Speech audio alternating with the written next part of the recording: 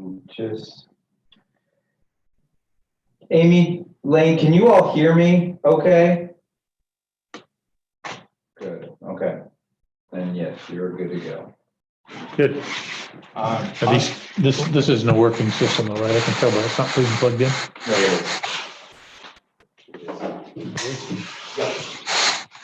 So they're on. Yep. But it's an area. Oh, So I'll make a motion to adjourn our 5 o'clock meeting.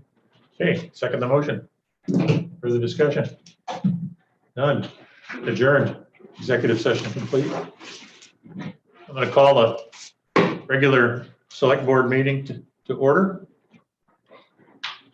It's time what? 22 after? 6:22. Okay, adjustments to the agenda? I'd like to move 7A, Mr. O'Brien up, as well as the hire. I don't see where that is on the agenda, but, Yeah, I don't think, oh, it wasn't on. It wasn't on We need there. to add that, right? Yep. Yep. All right. And I'd also like to add, our department new hires. yeah, and I'd also like to add accepting Sandy Retzlaff's resignation. Yep. And I would, Planning board. as an alternate for the planning board, right?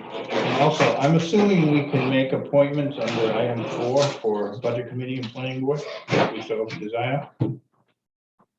It says notice of committee vacancy. Yeah, but I don't know why not. I don't want to add another. Okay. Anything further? Amy is relatively far down. I don't know if you have some items you want to talk with her about, if you wanted to move her up as well. She's shaking her head yes and saying thumbs up. Yeah, Amy, did you have issues to bring to us, or is it just something that you're concerned we're going to bring to you? You might be muted still.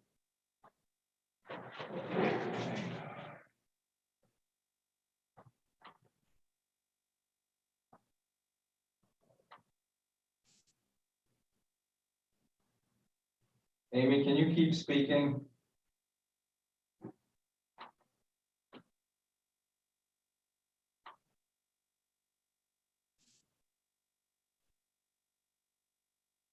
Is your audio up on yours? Well, I also can't hear you, Amy. okay. Okay, I heard you, Dave.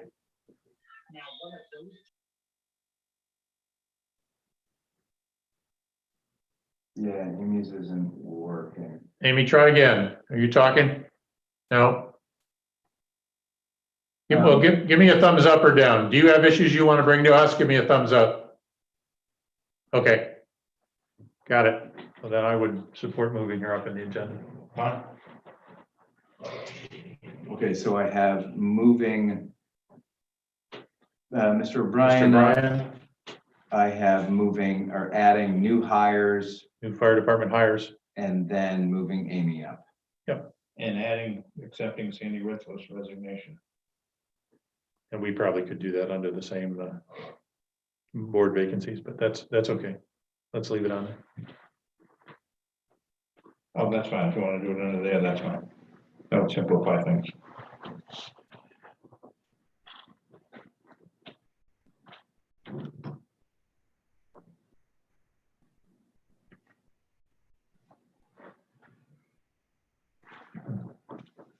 Now I've lost it. Where is it under board? It's for vacancy 4, item 4. Oh, there it is up at the top. Yep. Okay. Public comments on anything and not on the agenda? Hearing none. We'll move on. Okay. Item 4. We're gonna move the other things up. Yeah, let's deal with Mr. O'Brien. I think I can speak to the conversation. Okay.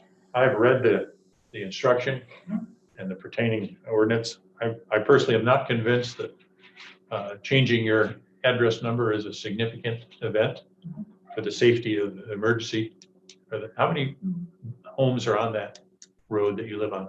3 at the bottom and 2 at top. So I mean, it's really the top the two houses at the top are unimpacted by this discussion. Right? There's three houses at the bottom, and I think Is yours the only one that's not properly numbered? no, correct, I believe now it is, because the new house that was built across the street, I believe is properly numbered. And then my neighbor, I understand from discussion with her that her address was changed.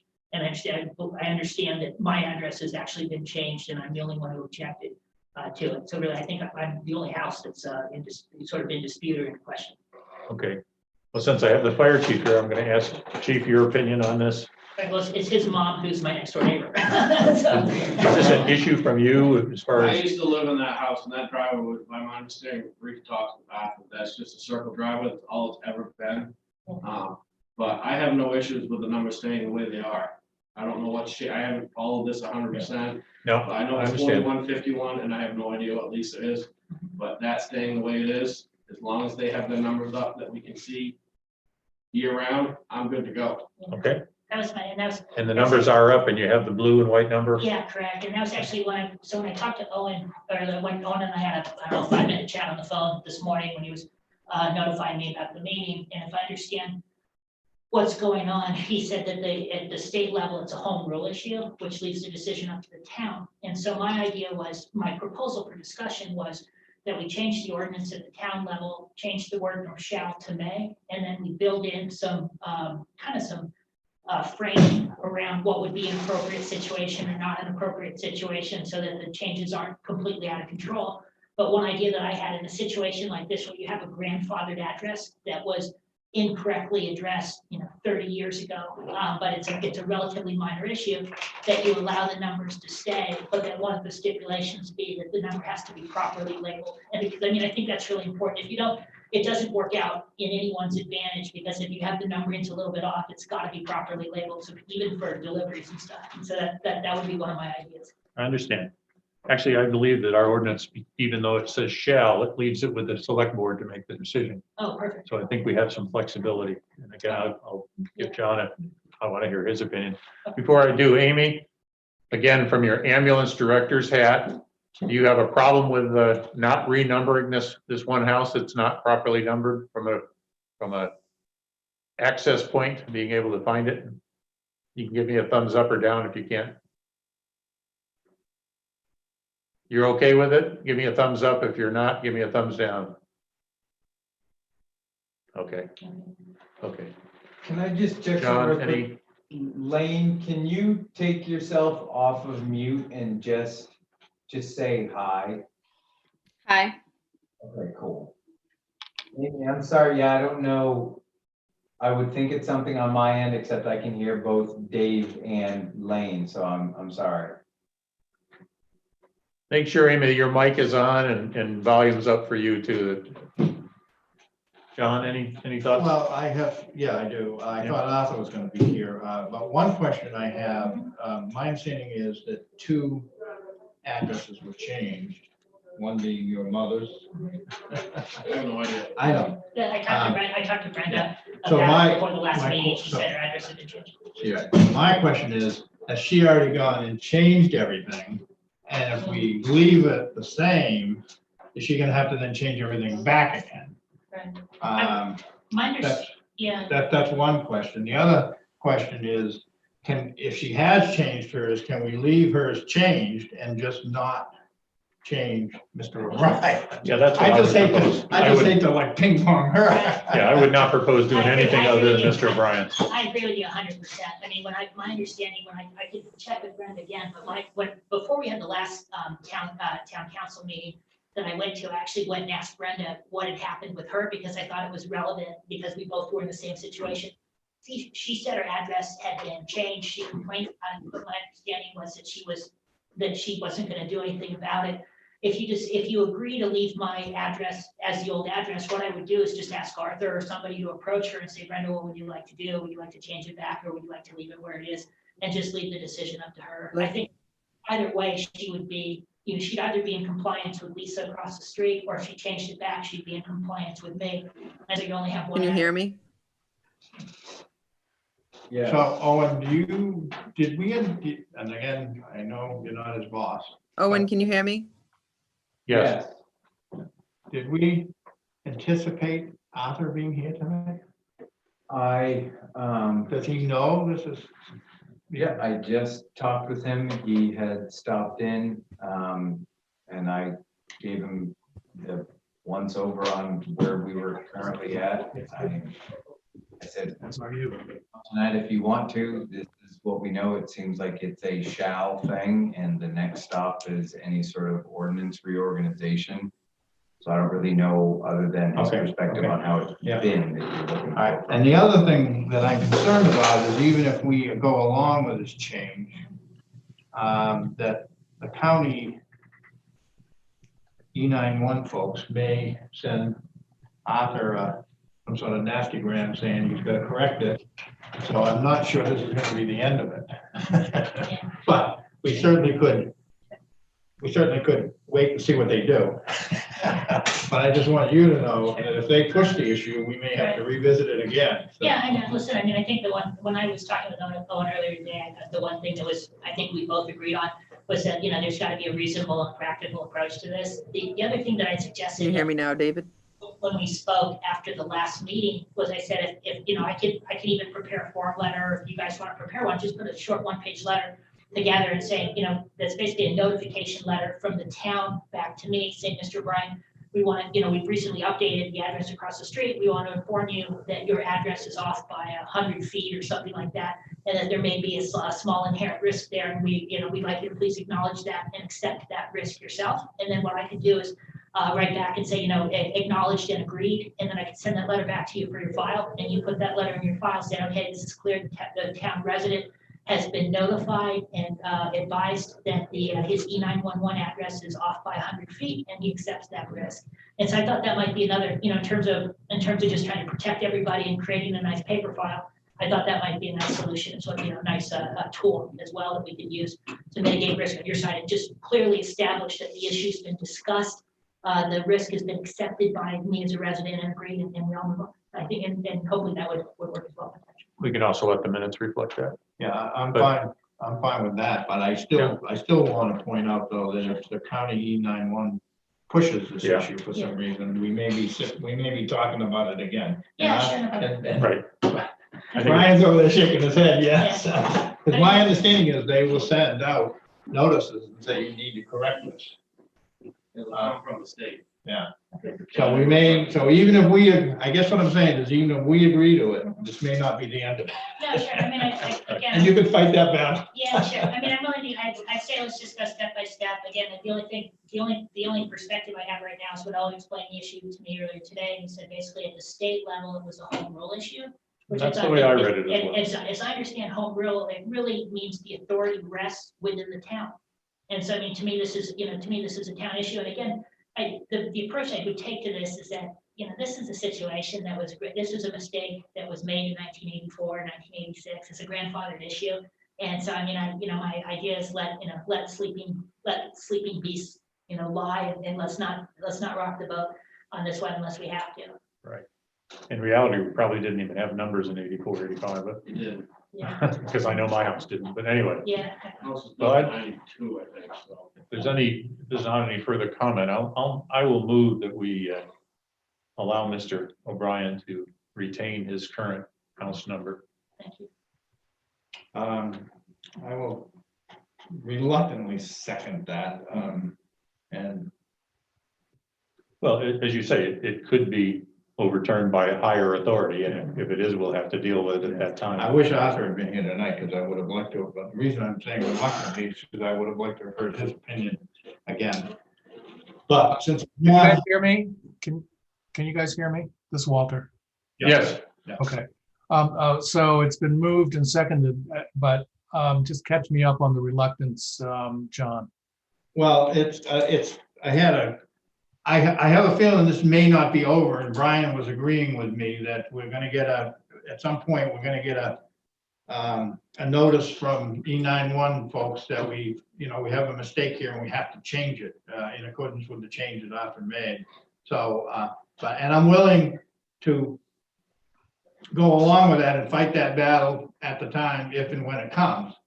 But I just wanted Mr. O'Brien to fully understand that, and And again, since Arthur's not here, it's a little difficult to have the conversation without Arthur. I'm kind of disappointed he's not here. And I guess he did know about it, so. So that's my reluctance, but I plan to vote for it. Yeah. I will withdraw my motion. Walter, can you hear me okay? Yep. I will withdraw my motion and redo it as a motion to move that we allow Mr. O'Brien to retain his house number as an exception to policy. Second. Your Any meeting. discussion? I hear of the revised motion. No, it's been moved and seconded. All in favor? Aye. Audio aye. Spear, aye. Walter, Motion before carried. you, Walter, before you Yep. move on, I'd like to make a second motion in relation to this. Sure. I'd like to move that we refer this ordinance to the ordinance committee for review in general and in particular, this issue. That's not the most elegant motion I've ever made. The issue of house renumbering. We know what you mean. It's just somebody has to explain it to Jeff. It's already been. Is there, did you second, Jan? I second. Okay. Any discussion? It's been moved and seconded. All in favor? Aye. Audio aye. Spear, aye.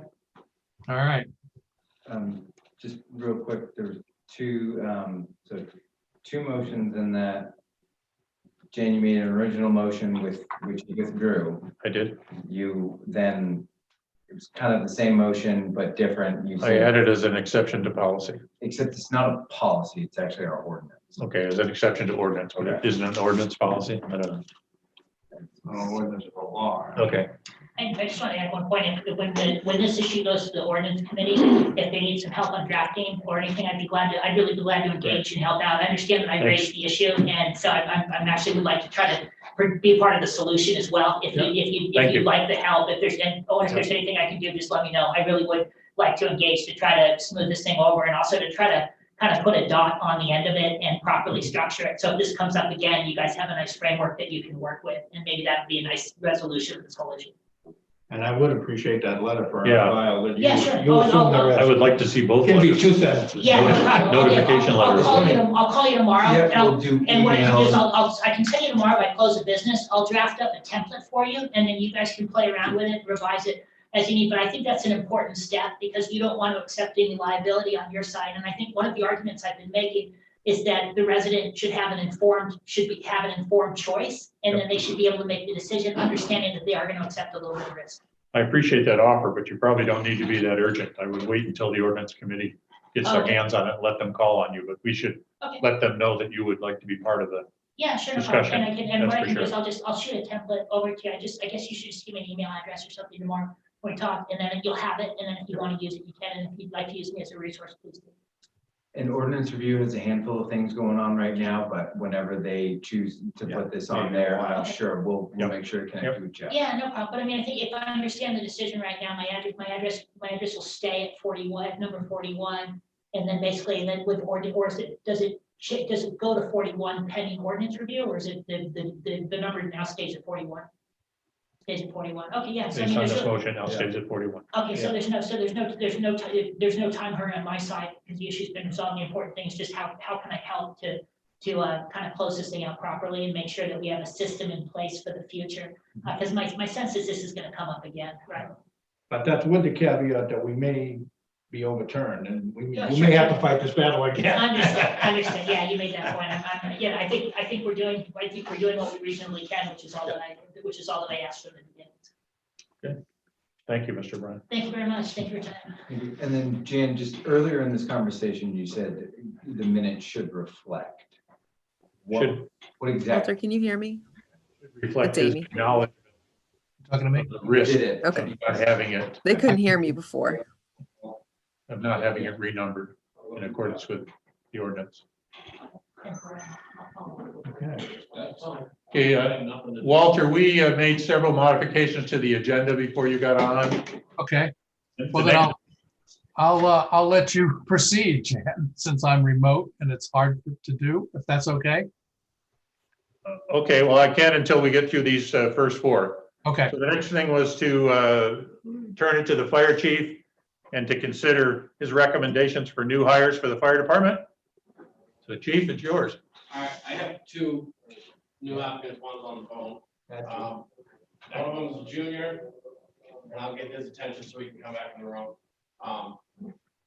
And I'll let him introduce himself for you guys. And you Okay. guys can answer, do what you guys normally do. Well, my name's Connor Calderwood, and I am 16 years old, and I am hoping that I get to be on the fire department. Are you related to this guy? Yes. Okay. Sorry about that. No, that's all right. So Connor, you come on as a junior and he stays at what, until age 18? Yes. Yeah. But he is taking the Fire 1-2 program through Region 8. So just because he's a junior doesn't mean he can't do anything. Right. As he gets his certifications through them, on top of training with us, he can actually do stuff. We just have to keep him out of the hot zone. We have to keep him with a certified instructor for the department. So, I mean, he can't run right in and do stuff. You kind of have to wait till things calm down and we deem it safe. But it's not like it used to be back in the day. The junior was just the guy that stood around and waited 2 years to be able to do something. So, he'll be the second junior fireman on our department. Okay. And you, sir? Thomas Moore. Say it again, Thomas? Thomas Moore. Thomas Moore. Wow, that's a famous name. Yeah. Moore.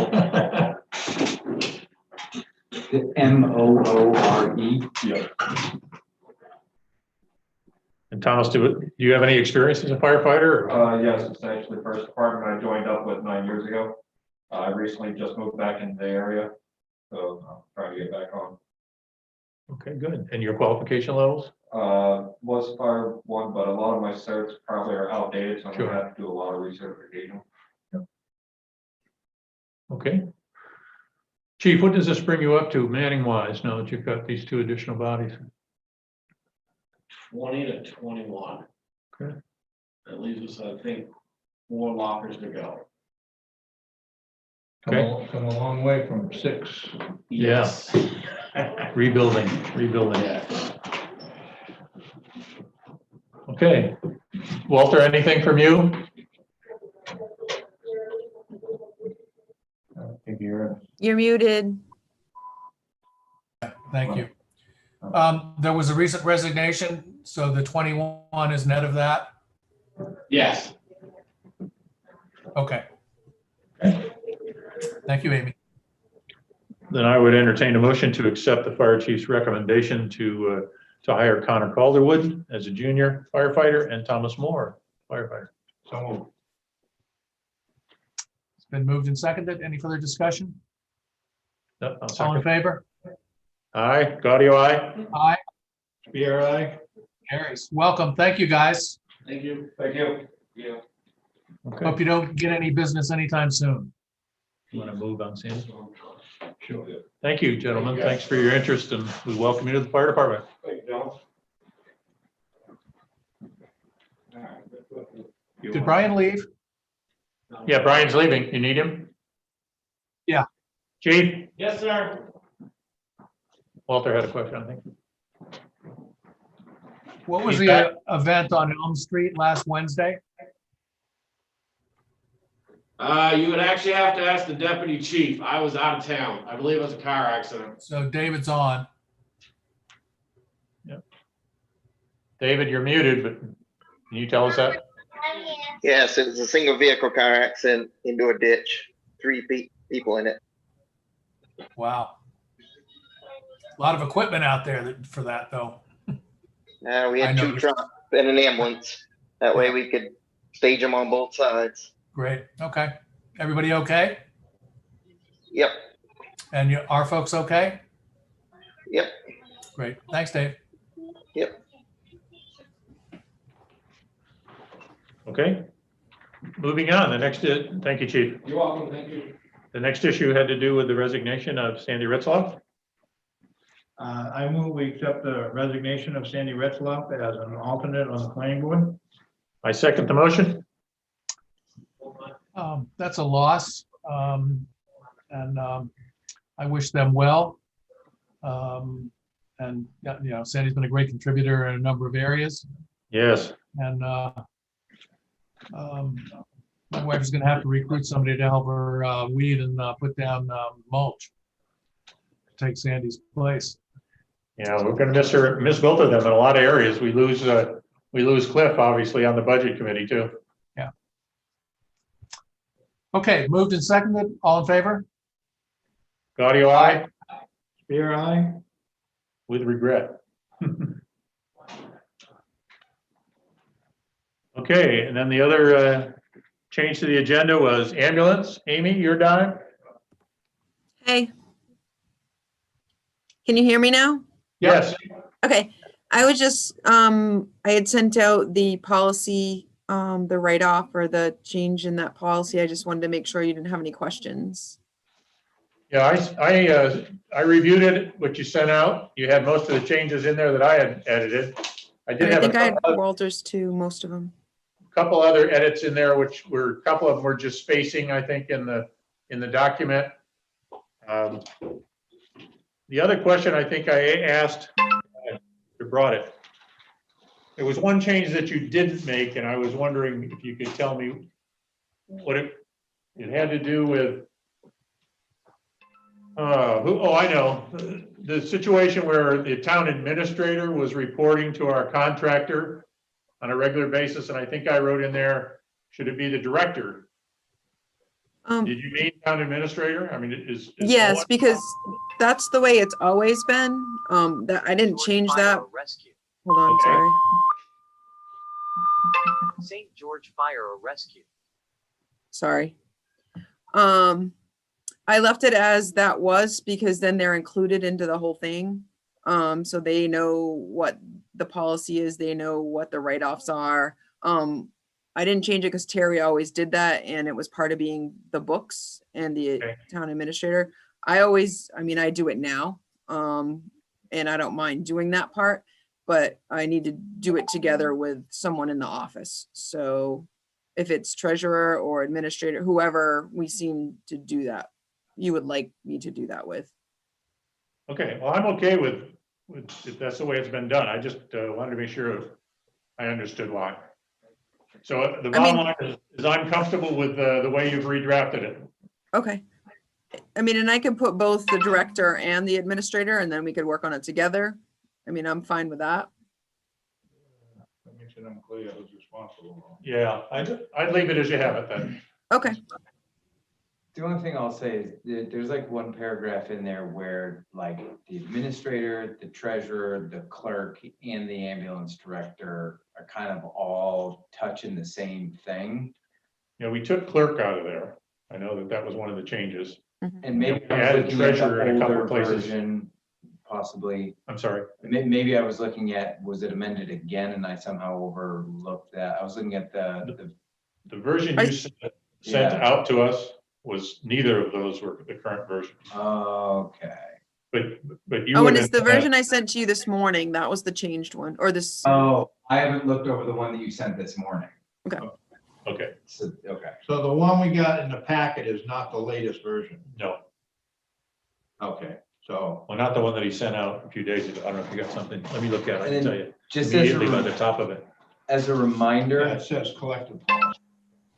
Okay, as so I guess I haven't looked at the, Yeah, Amy I sent looked out at the today. first revision that said collective policy. I don't think I have seen yet the second revision. Oh, maybe I did, but I Came out didn't get a today. chance to look at it. I did see it. And I have a question. I still don't understand on the bullet points on the last page, the difference between 3 years have passed since the service date and the fourth bullet point, 2 years have passed and no statements are going out. I don't get that. What does that mean? I don't understand that last bullet point. So the last one bullet point means that you can have up to 2 to 3 years to send bills depending on insurance companies and all that. But they only send 6 bills through TJ Higgins. After that, they don't send any more. It's then we either send to collections or we send a letter saying do they need help, whichever we decide to do on that aspect. But if we do not write it off, it means it sits on our books. I- sits there saying that we have collected funds, which we actually don't. But what I don't understand is the lead-in sentence says, an account shall be deemed uncollectible and recommended by the town administrator to be written off by the select board when, sorry, trouble with my steamed up glasses. The patient is granted a waiver or reduction, I get that. Yep. 3 years has passed since the service date, I get that. Okay. 1 year has passed since the service date and the patient, wow, sorry, they're just fogging up, was covered by Medicare or Medicaid at the time of the service, I get that.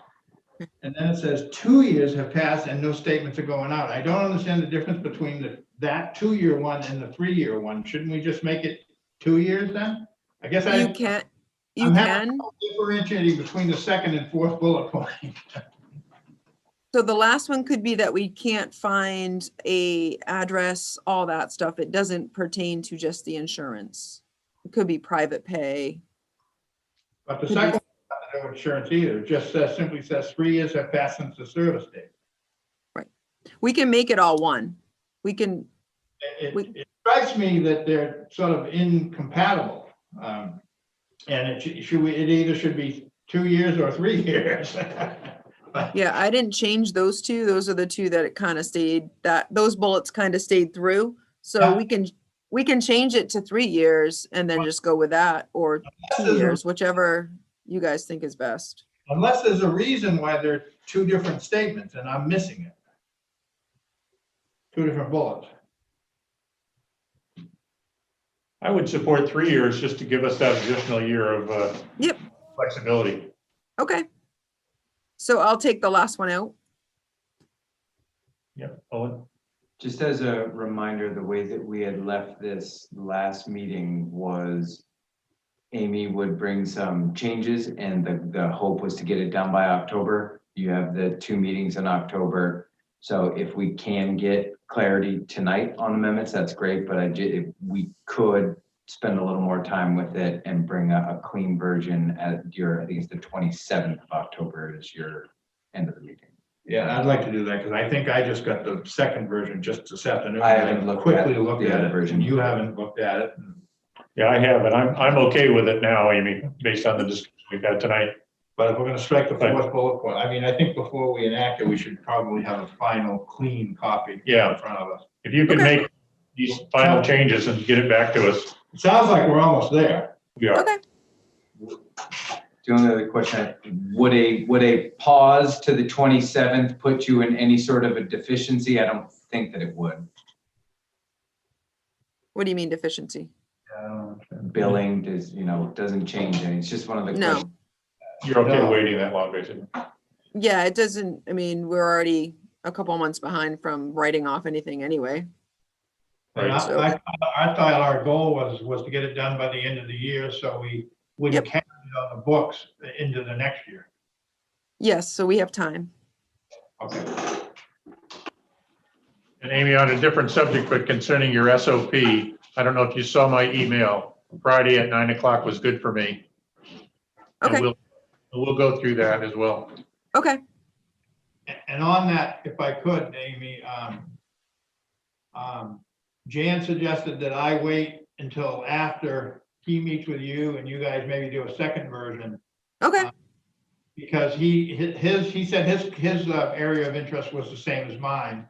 So rather than tying up your time twice, I'll just wait until the second draft comes out. And if I still have questions or concerns, I'll talk to you then, okay? okay, that's great. I have a question for John. Yes,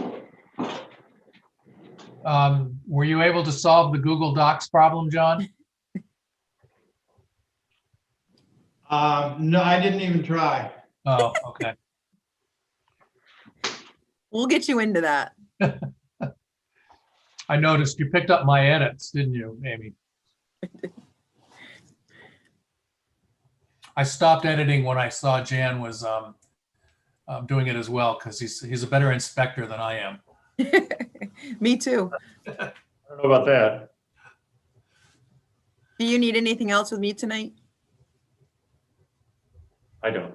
John? So in the, so all the services have less calls this year by a lot than last year. I guess you could Yep. talk. Do we think that there's going to be an explosion of sick people that didn't go to the hospital this year, next year? We will see. I Yeah, don't know. It depends on what happens in the next couple months, but okay. yeah, everybody's down at least 25% of their call volume.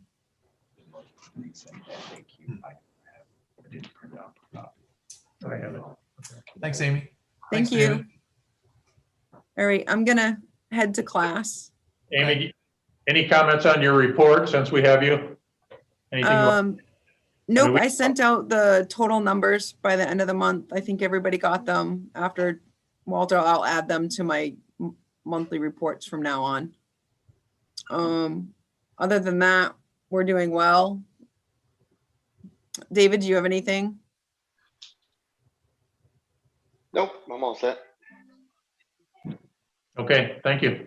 Thank you. Have a good night. Thanks, folks. Thank you.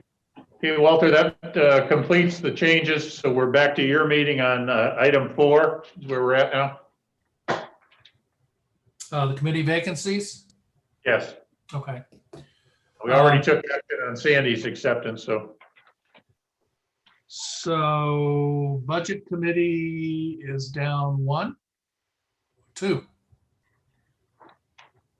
Don't ask me, We don't have a Cliff resignation, Yeah, but we anticipate one. but we anticipate one.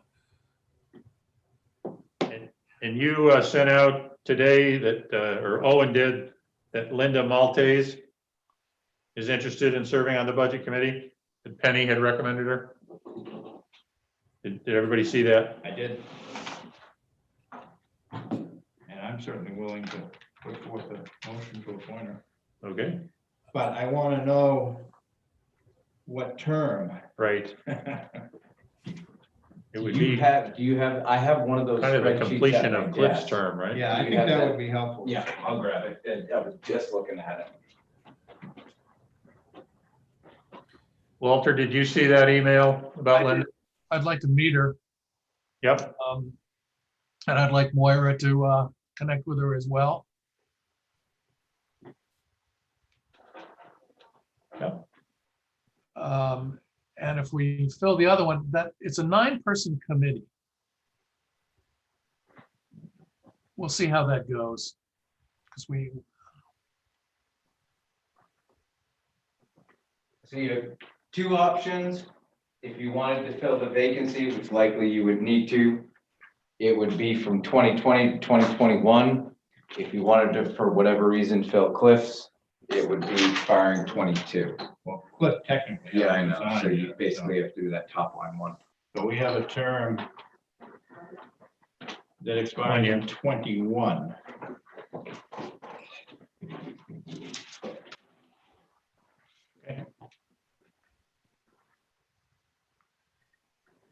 and that could be either in March or June, depending.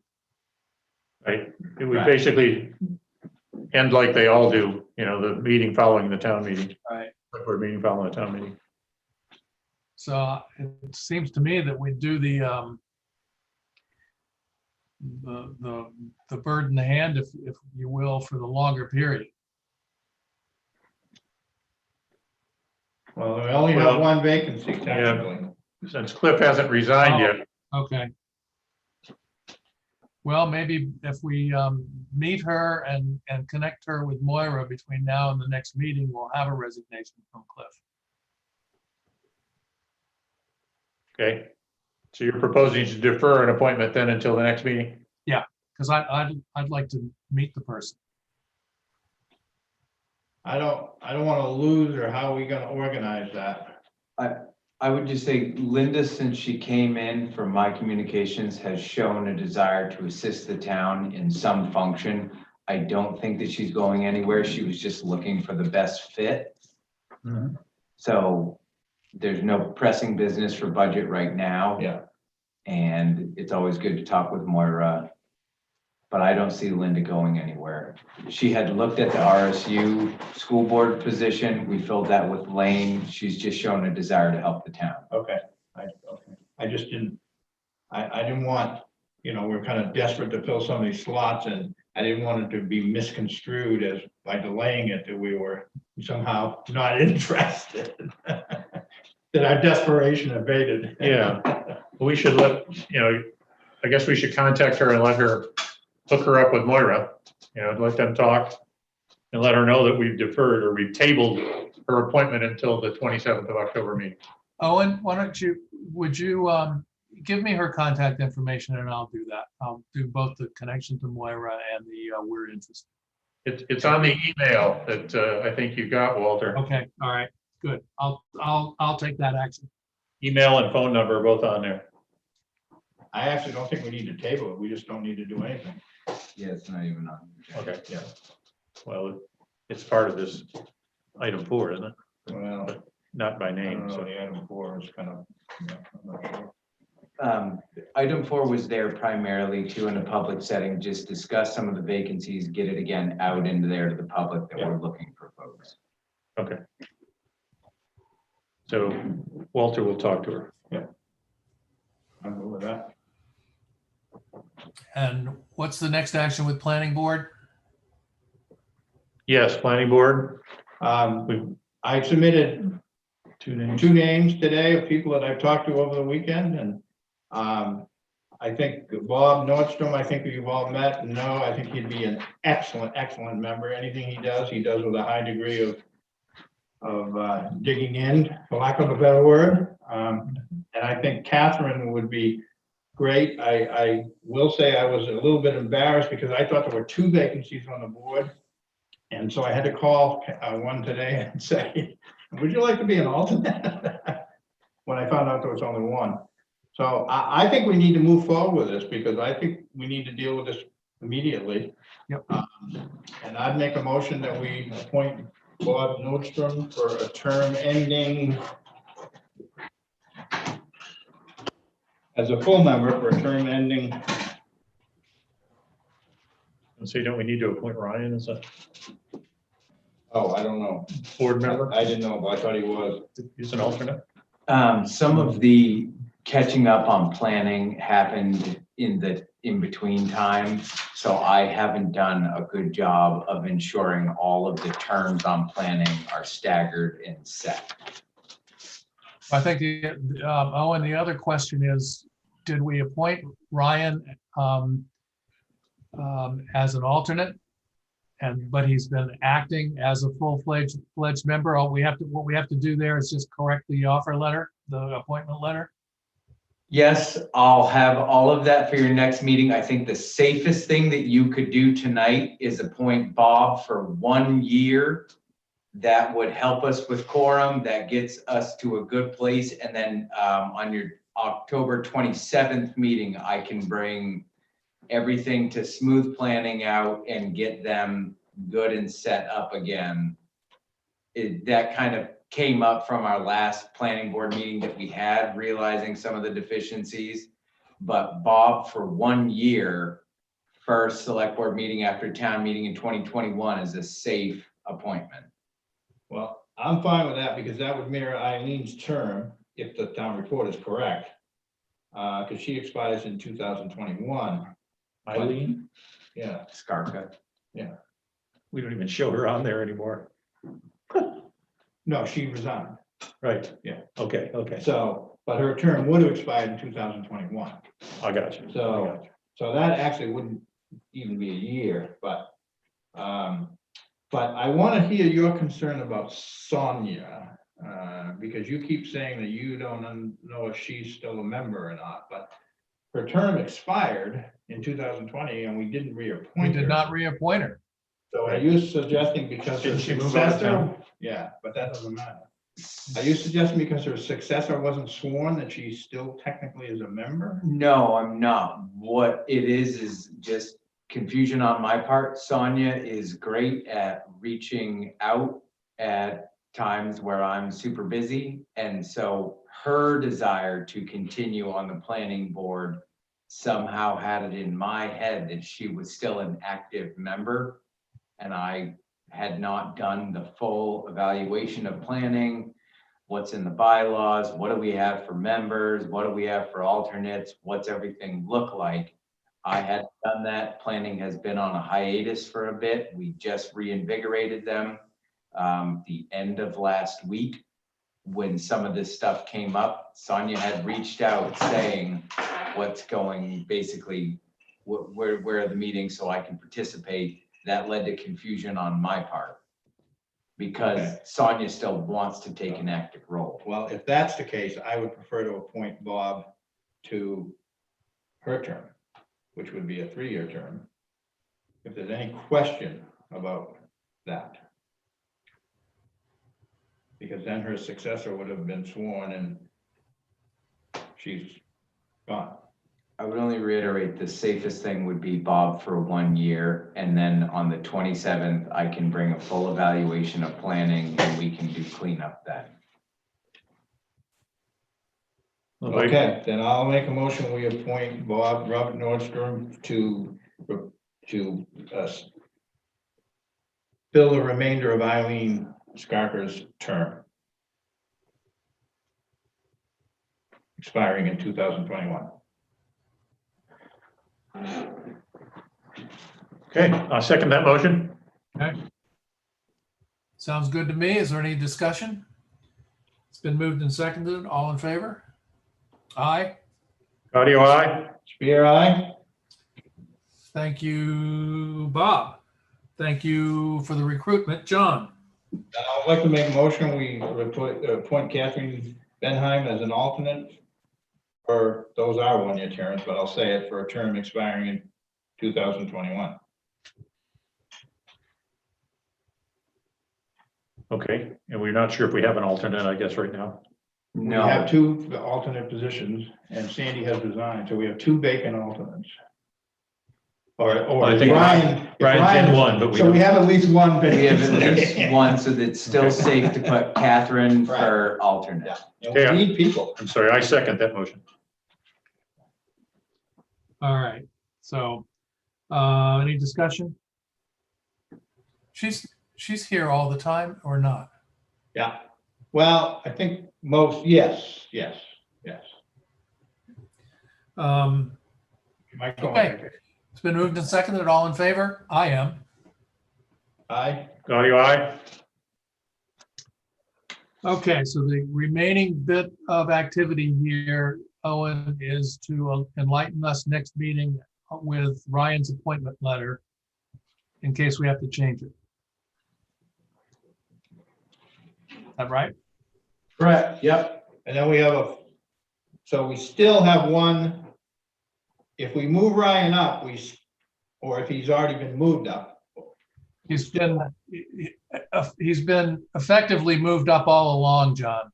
Yeah, but in whatever, we still have, we still have 1 alternate vacancy. Right. Okay, I think I'm there. It'd be good to see what you put together, Owen, like you did for the budget committee, everybody's term and who's appointed. Verify the appointment letters. Yeah, because the town Clean. report says Ryan is a Clean that. full member. Yeah, and he may be. We Yeah. just need to see his appointment letter. Yep. Okay, and All right. do you contact those people? I'll probably let them know just with a text, but that won't be official. Okay, so new business.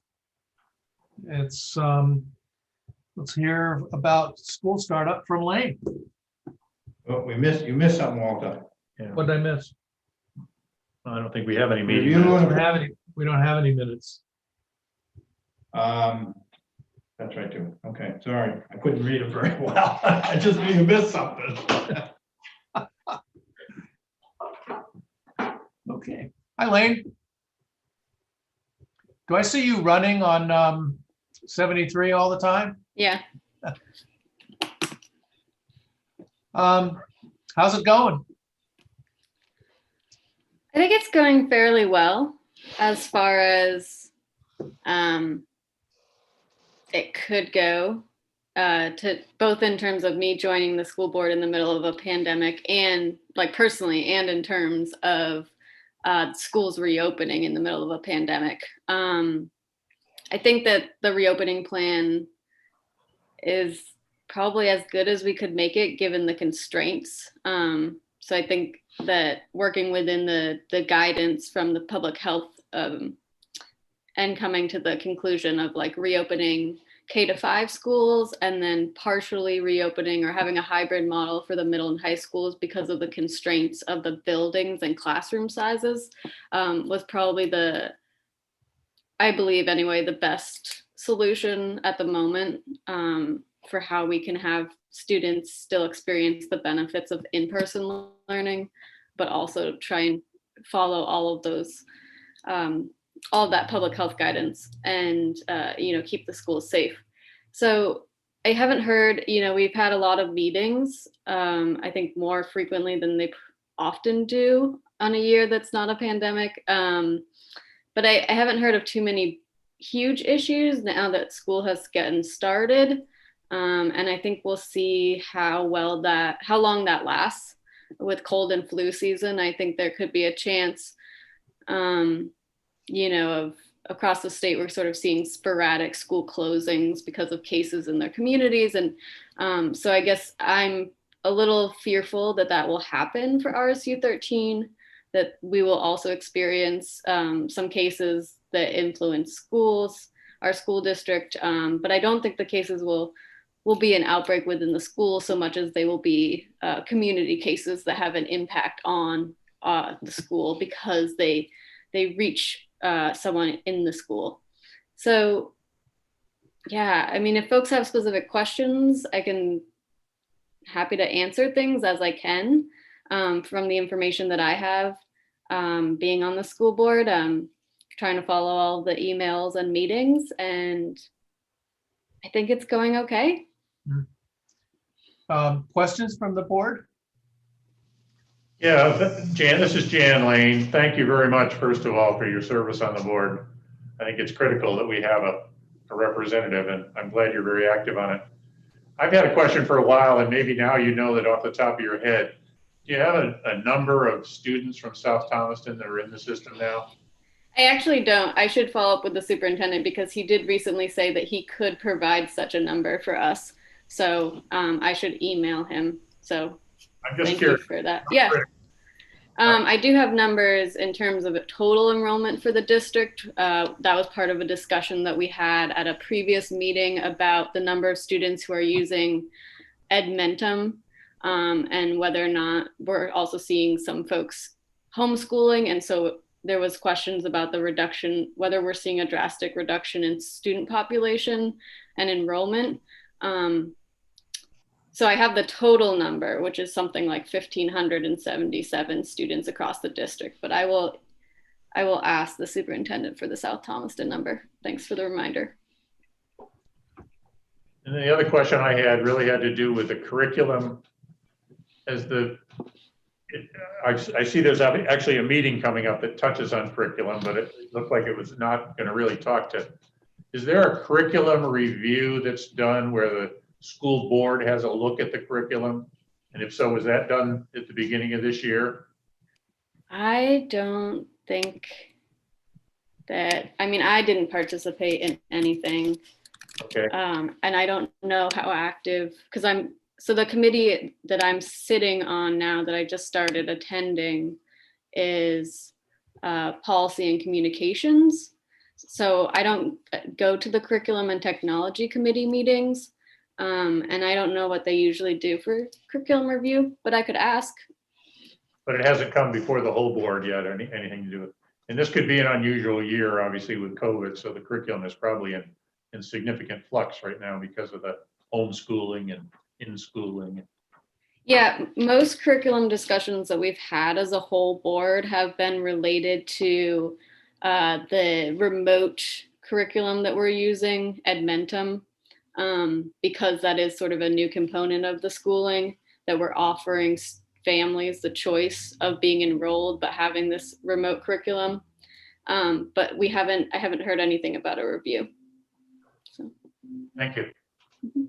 I have a couple of questions.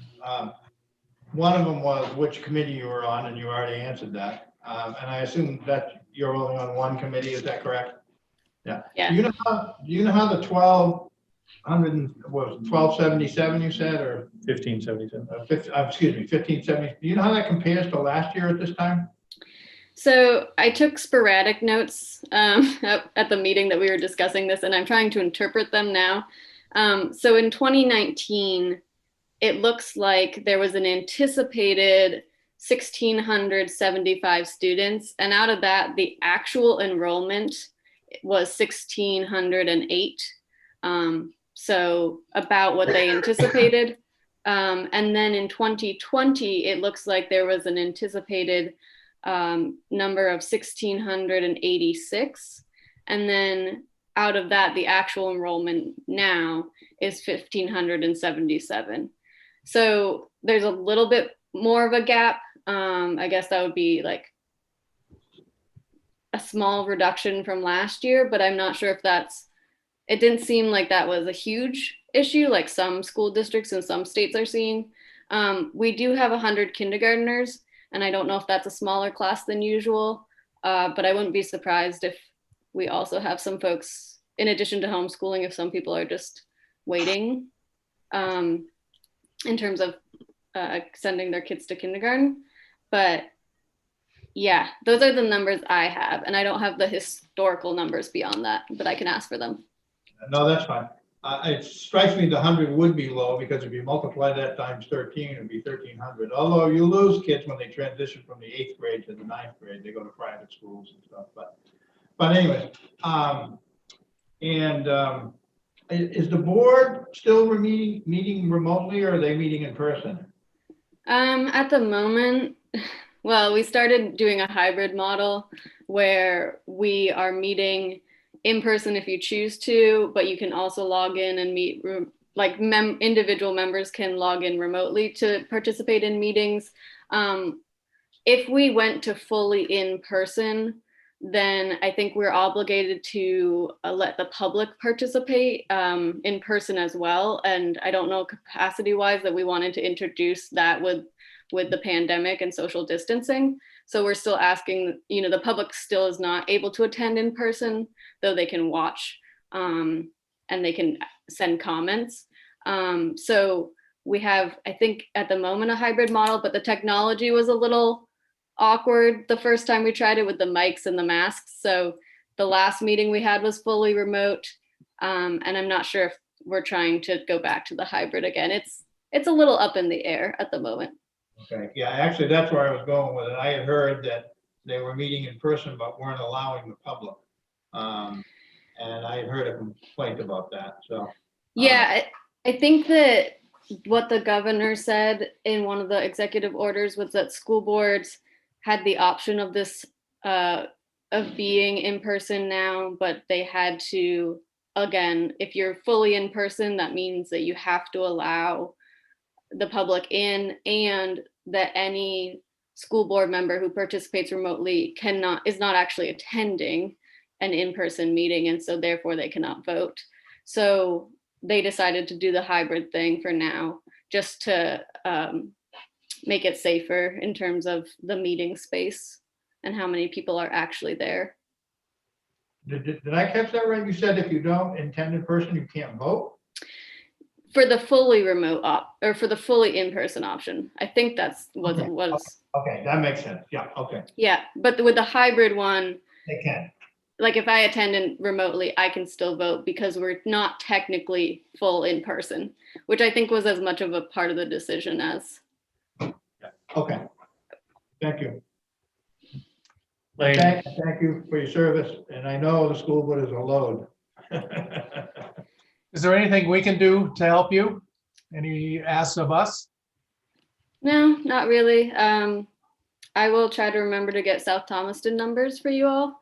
And if I forget, email me because I am trying to, I'm taking notes on a lot of different papers. So yeah, I think it's going well. It's a lot of time and energy, but I think that's, especially with this reopening, it's required for us to meet this often. So it's really interesting anyway. What was the, what's been the most significant surprise or unexpected thing that you've encountered so far?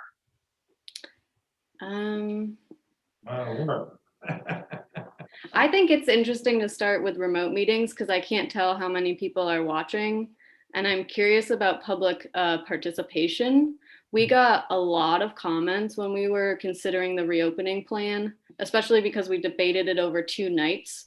And so in between the first meeting where we discussed it and the second meeting where we voted on it, we had just dozens of emails coming through the comments, which was really cool to see.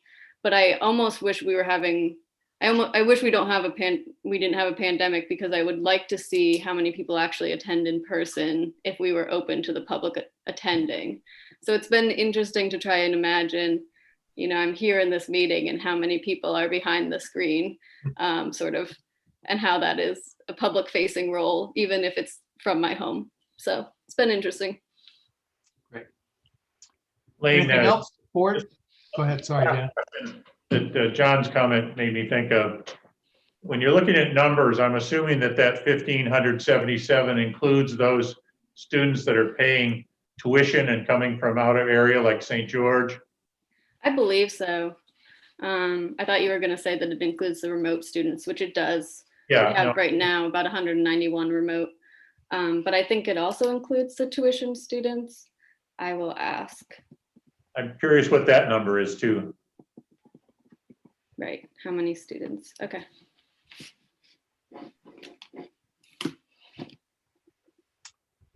All right. That's all for me. Thank you again. You can hang around if you want, Lane. I don't know what interest is on the agenda, but you don't have to. Don't feel Yeah, I'm any gonna head obligation. out. Have a good evening, everyone. Thanks.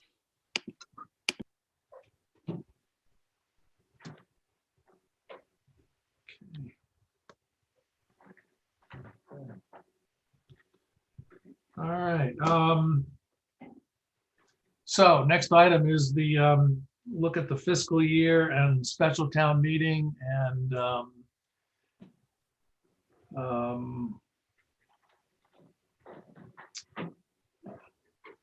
what do we think?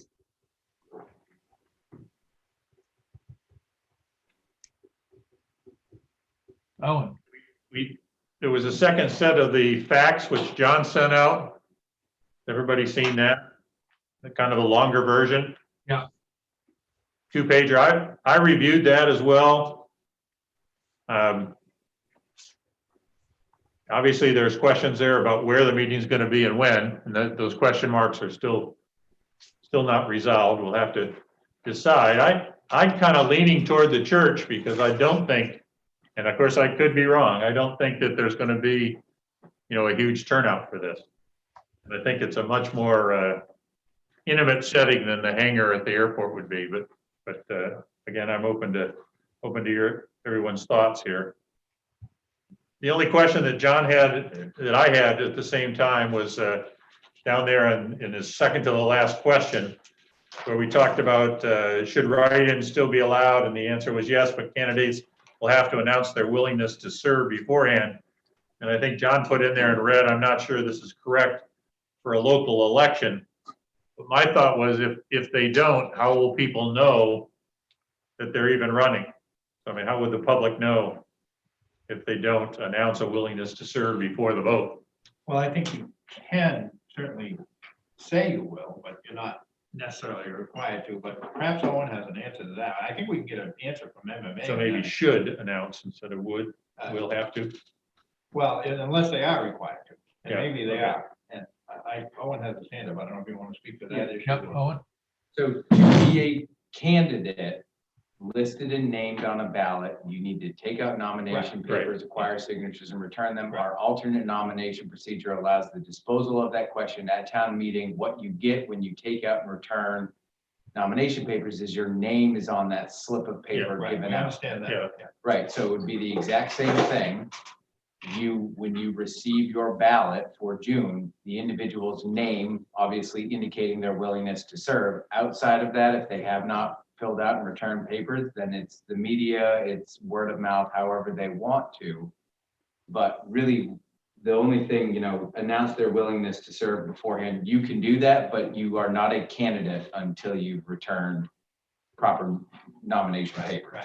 Well, help me out here. All right. If we have an election and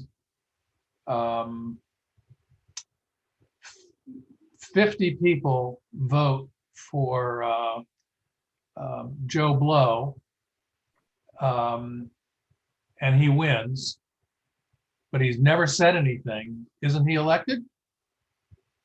Well, that's the question. Yeah, You have to, I think we're confusing people that are on the ballot and write-ins. Clearly, if you're on the ballot, you've got to go through the nomination process Yeah. to be on the ballot. I think that's, everybody understands I'm that. clear with that. If, the question is, if you have to also include as many write-in blanks as there are positions, I believe it says in the law.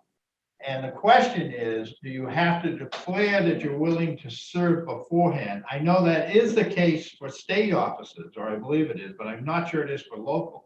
I think rather than debating that, we just have Owen check with MMA. I think it's probably a simple black and white answer. I agree. I'll check with MMA. I was elected to the Rockport Budget Committee by write-in. I received the most amount of write-ins. I was not a declared candidate, so what the clerk did was reach out and say, you have been awarded the most amount of, will you accept this position? If I had said no, that's okay. There's no resignation with a declared candidate who wins. But I'll check with MMA. But we're talking Yeah, about. we're not talking about declared candidates. So. Right. No, but for write-ins, like for my example, I had to express acceptance of this position Right. to which I'd been elected. Clearly you do. It was after the fact. The question is, do you have to before? No, You have to Well, acknowledge. yeah, I think there is some law about that. but I'll check MMA on it. So again, if you don't, if I go to the polls and I don't want to vote for the guy's name that's on there, or there is no name on there, like we've had in the past. Right? You can write in Yeah. Mickey Mouse. Obviously, I could write in Mickey Mouse or, Tom Selleck, whoever I want to write in. But if there is somebody like Cliff, for example, this last town meeting, who agreed to stand for select board, how would we know that if he hadn't declared? In the town meeting, it's easy because you stand up. Hey, I'm Cliff, I'm willing to serve. In this kind of an election, you can't do that. Right. So, Take it out in the paper. call Yeah, your friends, that's right. Email your friends. Right. but I think that's a question that we ought to try and answer, I guess is my point. Is because that's probably the biggest rub that I've heard from people in the community already, that, we're not going to be able to bring people right in at the last moment. Right, and that's why I thought it was important to put on the fact that, yes, It you is. can write people in. All right, so the action item, Owen, is you're gonna ask MMA Legal Services or whoever else, whether a write-in is, candidate, a write-in candidate has to declare himself in some way. Is that the? Ahead of time. Yeah. Ahead of time. Ahead of time. And it's okay if they don't, we just need to know in our answer and Right. say, Yeah. Right. and we can change it to should announce if they want the public to be aware, or the voters to be aware. But- Okay, other than that, John, just a couple of Yeah, sure. spelling errors and stuff, I'm good with it. I saw a few typos too. And I had some thoughts, but I'll take and send some track changes if you all want to accept them or not. Okay. But can I step back though for a minute here, Walter? Yep. I'm wondering if this is a good time to move ahead with this, with Chelsea leaving. I'm, we got a lot going on with the road project. We got a lot going on. Owen has expressed earlier how busy they are. I guess I have a couple of questions for you, Owen. Have you talked at all to Trio about how that we're contemplating this and how an 18-month budget would work. I mean, obviously I assume have been through this before, but they're gonna have to make some programming changes that are probably specific just to us. And I'm just curious if you've talked to have, No, I think you need to, sure. or somebody needs to. And have you done a cash flow analysis like your friend there suggested? I don't mean a fine one, but a kind of a broad. We've done the broad You have? and what we were doing was going even more refined. Because broad is nice, because you see just month by month, but you don't know what's driving those fluctuations. So what we've been doing is taking those top line month by month revenues and expenditures, and then taking the ones that add up the most to driving those. Yeah.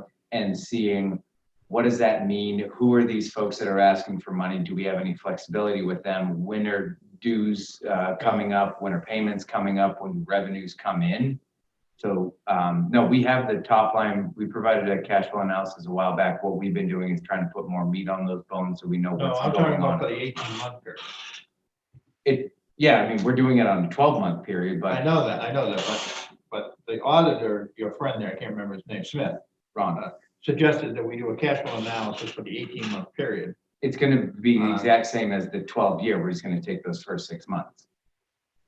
Well, I don't know if it's gonna be exactly the same, But it's all projections. I can't project out any more of those 6 months than what I know from the last 6 months. right, but we're gonna, well, okay. All No, right. I'm just, if you got those 12 months, that's our known. And so we have this 12-month budget that we need to pay for. And then if we're tacking an additional 6 months on, I take the first 6 months and I look Next at year. those 6 months and I figure out how those jive on the tail end. Okay, so you take a 12-month and then take the 6 months and add that to and we still end up with only one counting payment in the 18-month period, Correct. correct? Okay, because that's a biggie. What depends, yeah, I'll verify and confirm. That's one of the things that Well, that's what's why I going think- on in those months. Right, exactly. And, I don't know about the snowplow contract. We're probably gonna have the best part of 2 snowplow contracts in that 18-month period. But What- so I do think there are some benefits to sketching it out. And again, I don't think it needs to be a fine one, but some of the bigger payments. Oh, absolutely, and especially anomalies. Yeah, right. When these revenues come in and Yeah. when expenses go out and. Well, we're assuming they come in October 1st and April 1st. No, but homestead exemption being, Yeah. that happens only twice a year. It's a small payment one time and a bigger payment at the other time.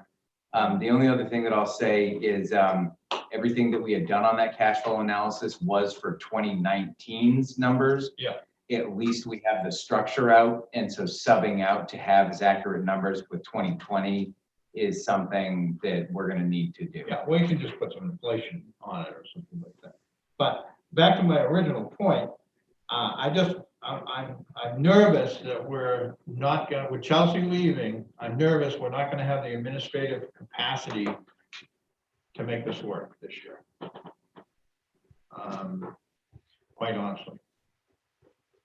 So I'm questioning whether it's the right time, and I hate to do that because I really wanted to move ahead with it. But I mean, if we don't get this right, sort of procedurally, and it's a lot of minutia, it's gonna be messy.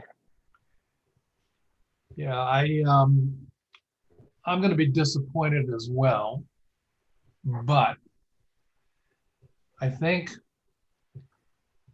that we still will be faced with a level of economic uncertainty that will weigh over the 18-month budget. And once we do it, we're kind of locked in. Our flexibility over that 18-month period is not the same as living through a 12-month period and then resetting. You combine that with a lack of a resource. I guess that the only question I would have is we have to have the special town meeting 90 days before March 30. Because that's our nominal town meeting, right? That's the way that the statute works, John? I don't have the statute right in front of me, but it's 90 days before. I'd have to pull it to read it exactly, but yeah, go ahead, continue your thought and I'll look for it. So I think your timeline pegged November, and I always assumed that it was because December is a difficult month to marshal the troops for a town meeting.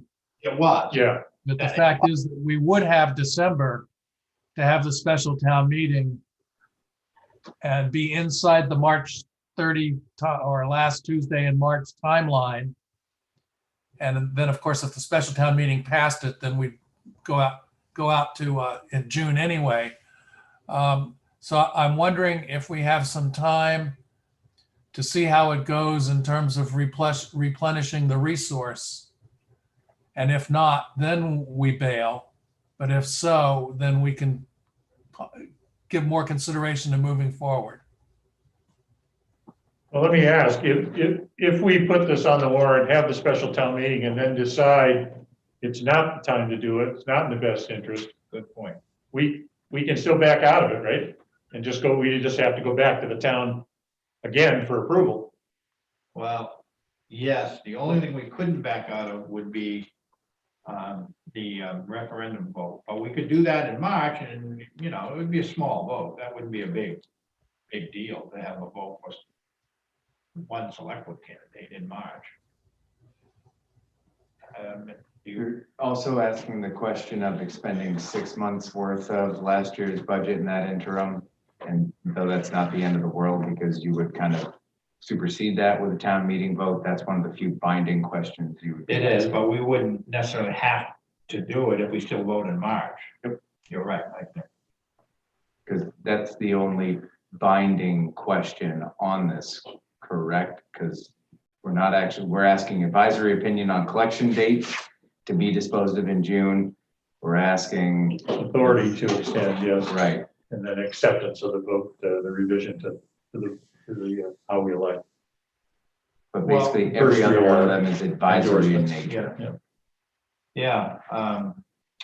Walter, back to your question, the exact language says when a town accepts this section at a meeting held at least 90 days before the annual town meeting.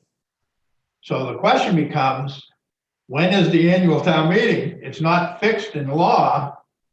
And the board gets to schedule it. That's right. We scheduled the town meeting. So quite frankly, I mean, if a literal reading of this could be that we could do it 90 days before June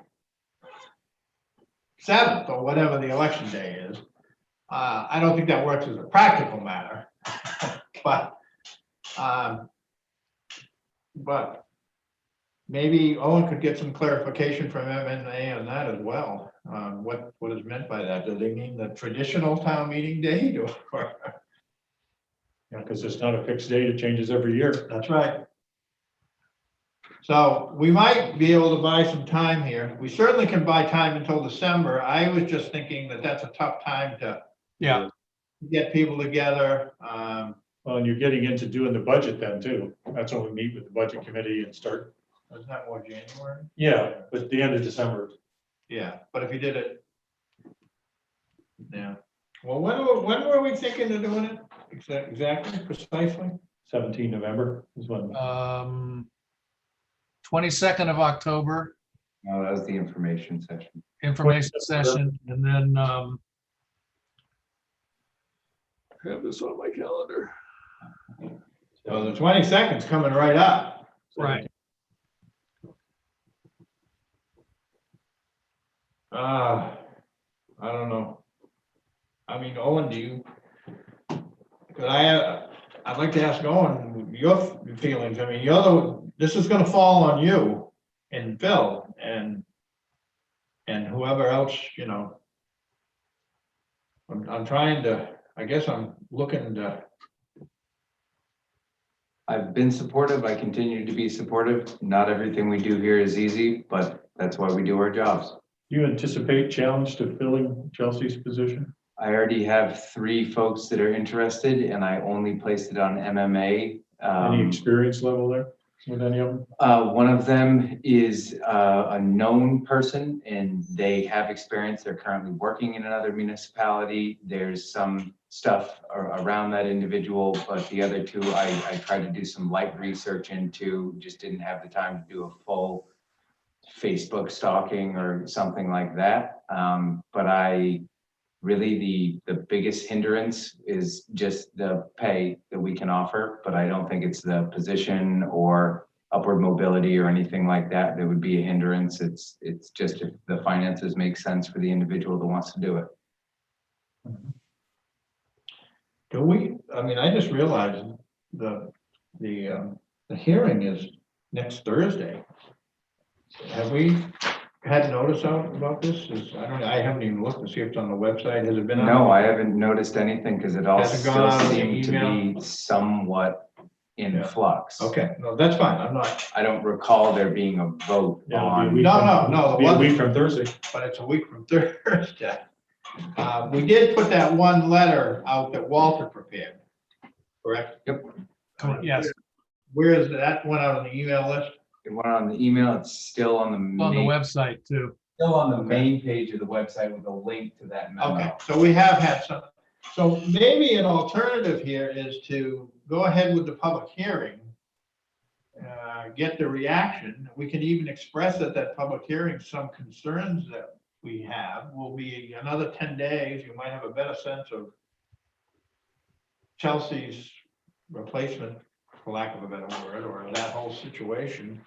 And then we could always, if we wanted to, we could move the town meeting to December and we don't have to do this. And even if we do it, we don't have to change the fiscal year if circumstances are such that we don't think it's advisable. And the only thing we'd have to do is just have the select board person elected in March at the polls from 8 to,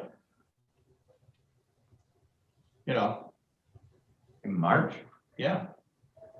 You'd have to have a special election if you're not gonna move the town meeting and the budget stuff until, but it will only be one question, one ballot. Mhm. And it also allow us to do referendum voting if COVID's still around. Or town meeting, Aha. so there's a benefit there too. We could technically approve the budget with a referendum question in March. Is that because we don't have a charter? We haven't accepted this provision. I just know other towns that had charters when the question became referendum on budgetary items versus their historical elections and ordinances and stuff. It became just a sticking point, what's in the charter, but we don't have a charter. We don't have a charter, So right? we're Yeah, kind we're of. not a charter town. But this, and actually I want to amend, if we do move ahead with this, I want to amend the Article 6. Because when I rewrote it, when I first wrote it, I just said accept the provisions of 2.528. And then when I explained it at your suggestion, Jan, that kind of, I think I left out that I would like to add the words after which provides, I'd like to add the words for referendum election and the elected town officials, because it really does two things. And I hadn't thought about that at first when I changed it the first time. I don't know. I guess I've convinced myself in that maybe we should move ahead with this. The only question that I have is, I think post October 22nd, if we do the public hearing information at that time, you'll have a better, more clear picture of support or opposition. The question that I have is, how do you want that meeting structured? In this room in person with a hybrid, completely Zoom, with a larger venue and setting? I thought we had talked about doing the public hearing as Zoom. Zoom only for the public hearing was what we kicked around on email. Is that, and that's fairly easy for you, right? Zoom is extremely easy. It's just trying to get out in front of making sure that everyone's completely aware this is only Zoom. Well, probably another notice on the email list, like this Thursday, Yeah, week before would be good. you know, it can be very brief, just a couple of sentences. And I'll post it around town like I do Just- all the other stuff. You could almost send it out as a reminder. I want to remind everyone of the public meeting taking place on, a week from Zoom tonight. only, Zoom only. It'll be Zoom only, Yeah, I think even if we don't go forward, that having the information session is of value. I agree. At minimum, we're going to get some feedback. Yeah, I agree too. And Well, do you want a motion to hold a public hearing at 6 o'clock sure, October 22nd. by Zoom only to discuss changing the fiscal, changing the town's fiscal year, collecting taxes in 2 equal installments per year, and accepting the provisions of section 2528? Yep. Okay, I'll move that. Is there a second? There is a second. I just want to be sure Owen got it. There is a comment on I was YouTube. just going to ask if there's a comment from the YouTube universe. What I have, but we'll get to that in a second. What I have is noticing that there's a public hearing, Zoom only. I'll probably end up noticing it as soon as possible and then doing a reminder closer to the date for October 22nd at 6 p.m. For those basically three articles. items. Changing the town's fiscal year, collecting taxes twice per year in equal installments, and accepting the provisions of section 2528, which provides blah, blah, blah. Provides for referendum and election of town officials. Is that what you changed it Put to? that out of that draft warrant article. Oh, and we can also send out the FAQs if we can get that finished. Yeah. Yeah. Who made that motion? John. John, Jan seconded. Yeah, if we can get the MMA question answered on the right end, I think this can easily be smooth. I do too. I think it's pretty much there. We're just gonna have to make a decision on where we're gonna do the town meeting. And then on that, that's If kind of you what wanna the include question is, that. but you guys should dispose of your motion and then I'll ask the question. All right, it's been moved and seconded. Is there any further discussion? All in favor? Gaudio, aye? Spear, aye? Aye. Walter, aye. The question was, what happens if a write-in beats a candidate? The write-in wins. And then is there a primary next March? And no, the June, Primaries are typically in June, right? yeah, they're June, But everything is, no, it wouldn't be a primary in March. in March. This year there was one because of the presidential election, right? Yes. Yeah. Typically, the primaries are in June. Yeah, the Oh. the March primary was only the national primary. Right. Yeah. Yeah. And technically for the presidential stuff, it was a caucus, it wasn't a. No, they went to a Well, no, primary. because we've Yeah. switched around. Right, it was primaries, but we had caucuses, but of what value, who knows? And thank you, Minimal. Penny, for reminding me. Oh, that was Penny.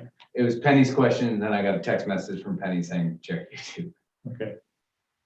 Maybe we want to take that off of the top of the thing, What's that? your note. What, in review with the warrant?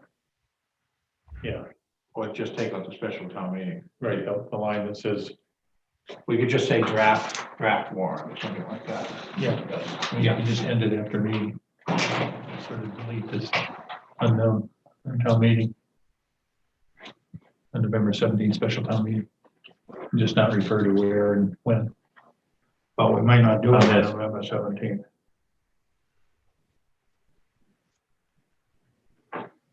Yeah, we certainly can take that. Yeah.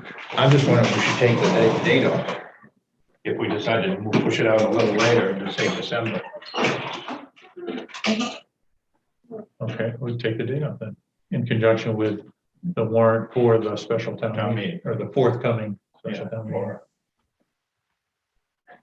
Maybe for. Yeah. I think just for the forthcoming special town meeting is fine. We're just talking about changing that first line on the fact sheet, Walter, where it says note, where John's got the question marks, and maybe deleting the date and the location and just basically saying something like forthcoming special town meeting.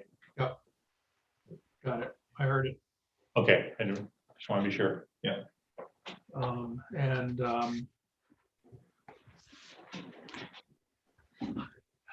I am fading, and if that's, I'm gonna have to drop out. Okay. Bad night, bad day. Sorry about that. But you have a quorum, and most of what's left is not Yep. controversial. Yep. So I apologize. Get well. That's all right. Get Feel well. better soon. Thanks. Okay, so we're really on new business item B, where we talked about fiscal year and special town meeting items. I think we're done with that subject unless there's something more to. vote? Yes, you did, okay. Yeah, I think we did. You voted just for the Yeah, we did. public hearing on October 22nd. Okay. Yeah. Okay, so moving to C, review and sign documents, winter plow contract with Culloch. You gave us a kind of a blank one. So because of all the COVID stuff, Jimmy offered to keep our, the same exact amount we had been paying. He proposed no increase over this year, but doing it just as a one-year contract. We do need to flesh out more and engage for another multi-year contract. This was kind of snuck up on us slightly. It keeps Jimmy going through this year. So I took the previous contract that we had, did some slight amending to it to have it be just specific to 1 year. But keeping basically everything else that are in there requires stipulations. So he's at the end of his normally renewable. It went from 15 to 20. 2015 to 2020. Okay, so we need to go out and RFP for another 5-year contract or something like that in the future. In the future, I But we would, didn't do it, is what you're saying. not for this, what's proposed tonight. Right, so we're looking to just carry him for a year to give us time to do that. Well, I think it's too late to do it now. Well, and Yeah. it was only a little confusing because there was a 5-year contract. I'm sure it was a competitive bid process. And then maybe 3 years into that, the contract got amended because we took over Took over the state, 131. right. And so you have to, what I did was they amended other items as part of that amended contract. I went and subbed those amendments out into the original. But as I thought about it, it does seem like it could be more akin to a contract extension than a full, renewal of a contract. But it's not written that way. Correct. Written as a new contract.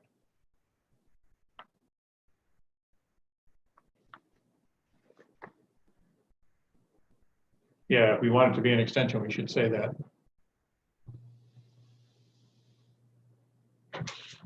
Personally, I don't mean to put extra work on you, but I'm more comfortable making it an extension to the contract, which I was agree. competitively bid because of special circumstances. The other comment I had, Owen, is I think you need to add Gilbert Butler to some extent. You got to plow enough to get an oil truck in there. And he's been doing it, Well, but I know, but it's not it. right? Other facilities. I think it needs to be. Yep, no, I agree with you. What is the 9.4? Total road miles, Ah. that's what the town maintains, Yeah. not including 131. Okay, and is 131 in here somehow? Is it weaved into this?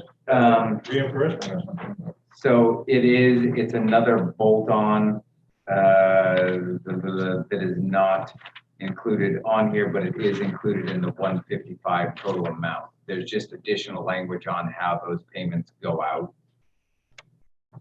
Yeah, but shouldn't we put it on that, That should be in here somehow or put it other. on that attachment like you've got? Yep, so, Because that could be a major, not that I anticipated with Jimmy, but that could be a major point of contention. yeah, and that, interestingly, not to derail, but I feel like I finally have gotten my arms around how this agreement with the state and how the agreement with Jimmy interact with one another. St. George is continuing on. We're continuing on with the 131. It all makes sense. It's all been working out fine. The biggest hiccup has been us being on the calendar year, them being on the fiscal year, items coming in for reimbursement at certain times, items going out for expenses at certain times, and it just being complicated for me to keep up with that. The only solace being it was also complicated for our auditor to understand how everything flowed out. It's been complicated, but we feel Fiscal like year will help us. yeah, handle on it. So the changes you want to see for this, and I did anticipate you all wanting to see some changes to this. So what I would just recommend is that either the chair or someone else be a designee to sign this if the changes meet that individual's approval. So those changes, from my perspective, being having this be a contract extension and having that language in there, adding Guilford Butler for facilities, and then having the full language around the 131 reimbursement, including as in another like appendix to it. No, I don't think you need to say anything about the reimbursement. That's transparent to Jimmy Cullick. All he needs to know is what he has to plow. So I would just add it into your attachment, how many miles of 131, you could put in parentheses state road. If you want to differentiate.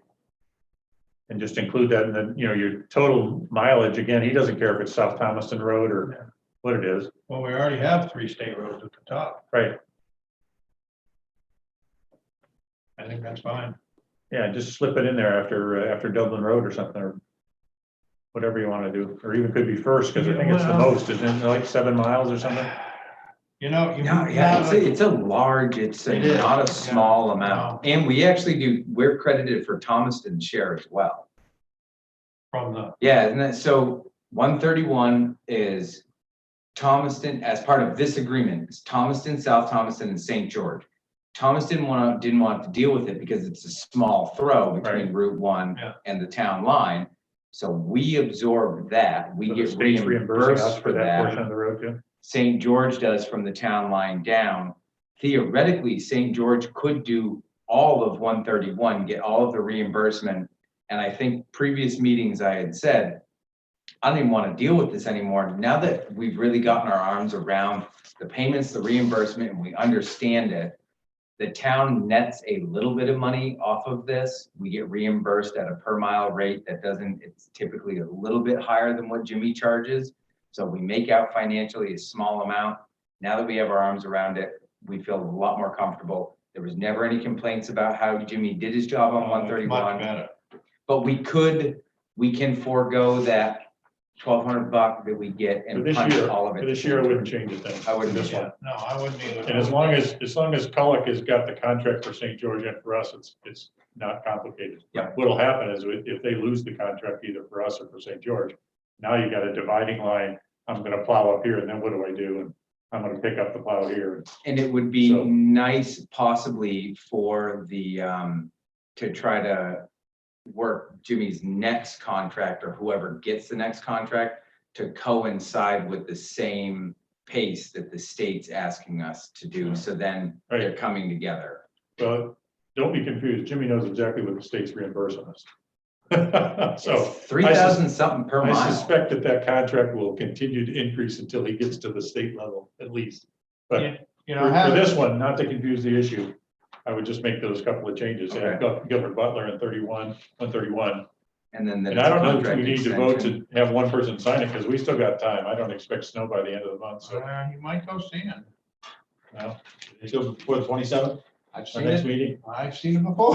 Well, I would hope that Jimmy would go ahead and do it, whether he had it or not. Yeah, I think you probably he will, but- would, but I Knowing just, the changes and everything will be pretty quick and relatively minor. So if we could, that would just be preferred. I do I'm have not adverse to one, it. actually, one other comment. Having thought about it a little bit, I do think we should asterisk that 131 is subject to continued state reimbursement. Yep. Because if for some reason they change their mind and pull out, we don't want to be beholden to Jimmy for that. Yeah, you could Yeah. put like a footnote in there or something, Yeah. asterisk it and say, And I don't think it's gonna be an issue, but good fences make good neighbors. I have talked with Tim Polkey in St. George about this. He was also helpful in me wrapping my arms around how that all flows. So with those 4 changes, I'll move to authorize Jan Gaudio to execute the contract on behalf of the town. The contract extension. do I hear a second? I do, Jan Gaudio. Any further discussion? Hearing none, all in favor? Ayes. And Walter's off, so it's just us. I do, yeah, Peter, I do think next year, though, we should get this up to bid on a timely manner. Yes. I think we did. All right. Yeah, and I'll just You let me say- know when you're ready with it. Absolutely. I'll just say again, I think that it really speaks well to Jimmy Kellick's organization and his relationship with the towns that he kept no increases. That was one of the reasons why this was just such an advantageous 1 year off thing. And I'm fine with that, but I also think there's an issue of fairness and, in public bidding. Yep. Okay, next election grant, and I think you need a motion, you said, We to do, I allow will, for the filing of the grant? I will correct something though. In my report, I referenced this as a state grant. Mhm. This is not a state grant. This is a Center for Tech and Civic Life. It's some very philanthropic, civic-minded folks. I've read through the grant application. There is nothing that seems to sway anything. There's nothing that seems to have an agenda behind it. It is or appears to be just a very civic-minded organization that recognizes there's a lot of additional challenges under COVID. And they stepped in and they're providing this to more needy towns like we are. So I just did want to correct that. This is not through the state. I have copies of the grant if you want to review those. I'd like to see. Yeah. Yeah, both Chelsea and I have looked it over. We're not concerned about it. It's a 100% reimbursement grant. There's no split between the town and them. Okay, And it's for $5,000. Yes, it's covering, Chelsea's been putting in a lot of overtime to process ballots in addition to doing it during the day. It covers the drop box and it covers, I think, some additional postage. okay. I'll entertain a motion then to accept the grant or apply for the grant. When you're ready, Jeff. This is actually accepting it, isn't it? Colin? I would Or say, something you else know, to inform you that based on relationship,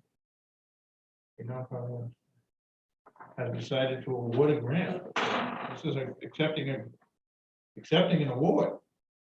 yes, That's what it says. they need. So they to- give us 5,000 or we have to give them a number? It's reimbursement, isn't it? Yeah. You gotta spend it together. Yeah, so we've been keeping invoices and Chelsea's been tracking her overtime. Okay.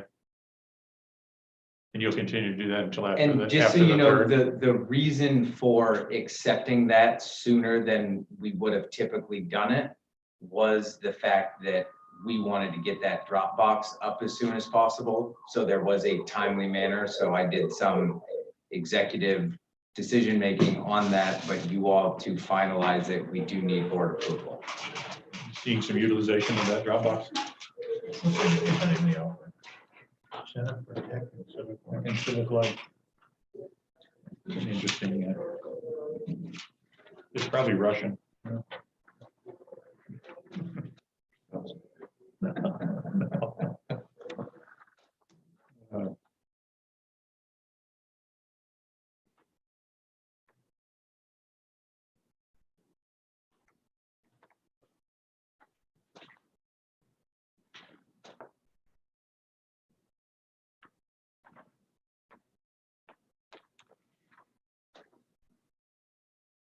So when I didn't have time to read that, so there's no quid pro quo in there at all.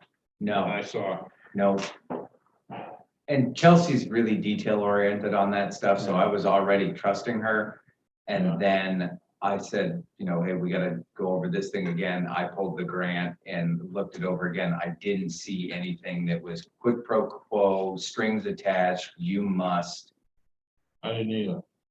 But I just looked at it real quickly, so. Okay, it says that the grantee, us, has to produce a brief report explaining and documenting how grant funds have been expended in support of the activities described in paragraph 3. And it must be by January 31st of next year. I don't have a problem with that. Yeah, that was it. I mean, that was the only one that actually said you had to do something, but it just being a report out, again, didn't seem to compel us. The grant period runs from June to December of this year. Yep. What's the cost for the purpose of the grant? Okay. Yep, specifically administrative needs, ballot drop boxes, poll worker, recruitment funds, hazard pay, training expenses, polling place rental, cleaning expenses for voting day, temporary staffing, vote by mail, absentee voting, equipment, and election administration equipment. Okay. As I say, I'll entertain a motion. So moved. And I second. Motion is to accept the grant from, and put the organization down, Center for Tech and Civic Life, Center for Tech and Civic Life. in an amount up to $5,000. So moved. Okay, and seconded. Discussion? Hearing none, all in favor? Spear, aye. Gaudio, aye. Carries, thank you. Okay, D, accept donations to the town. Have we got any to accept? Yes. And I'm sorry, we don't have the actual checks, but they total, there were 2 checks, one for $25, one for $100, for a total of $125. That's in addition to what you all approved last meeting. All for ambulance in the name of Stephen Waterman. So move acceptance. Okay, I second the motion to accept $125 for the ambulance fund. Any discussion? All in favor? Aye, Gaudio, aye. Spear, aye. Okay, motion carries. Accepted communication protocol. This is, I requested this, so I'll speak to it if you would like. Yes, please. I sent an email out. I'm gonna lay my hands on right at the moment. But I'm sure I read it.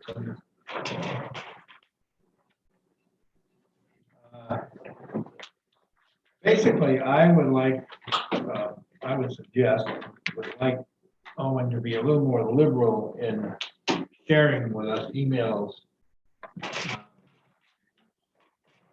Just CCing us. External to the town. For information purposes, and I'm gonna ask you, Owen, to use a judgment here, but certainly anything, any communications between the town attorney and Owen, no matter what they are. And other items of importance, and I guess it's, again, it's a judgment call on Owen's part between state officials, department heads, MMA. Just so we are kind of kept more in the loop and we know what's happening. I'm not asking for an explanation. I'm not asking for, but I do think it gives us an opportunity, if we have some concerns about some things, an opportunity to object. I'm not asking for permission for Owen to send them. Yeah. Just want to be a little So more I'll just ask questions if informed. we have them and be aware. I understand. And I leave it to you to make the call on where that line is. And if you've got any questions, I'll try to clarify what you're thinking, what I'm thinking, but. As it relates to legal specifically, I do not believe that I've ever reached out to consult legal without getting direction from the board or consultation with the chair. I'm happy to include you all on those. And that's fine. I mean, I'm just saying, I can't recall a time where I I mean, possibly I have, where I initiated consultation with Kristen specifically. I've asked questions of MMA because there's no invoices involved in that. I'm Yeah. also like 75-80% of the time, those responses from MMA get cycled to you all. Yep. I'm happy to be Yeah, and more that- proactive on my CC button and include you all on these things. Good, that's what I'm asking for. And I don't know that we even need a motion. Again, Owen, I kind of leave it to your judgment of where that line is. I don't want copies of emails from the cleaning lady that says she needs toilet paper. That's not what I'm talking about. But I will add, kind of going back to some earlier discussion, if you get questions from department heads that you feel puts you in a position that you're really not the guy to be answering, that's the time to forward those to us, because those people work directly for the select board. And I think this could help you as well. And certainly help us. And this day of instant communication, you know, word gets out or stuff spreads around and people come up to me, I don't know about you, Jan, and I'm like, oh, I didn't know anything about that. Yeah. And then it makes you look kind of stupid. I can't even think of an example right now, but it's happened a couple of times.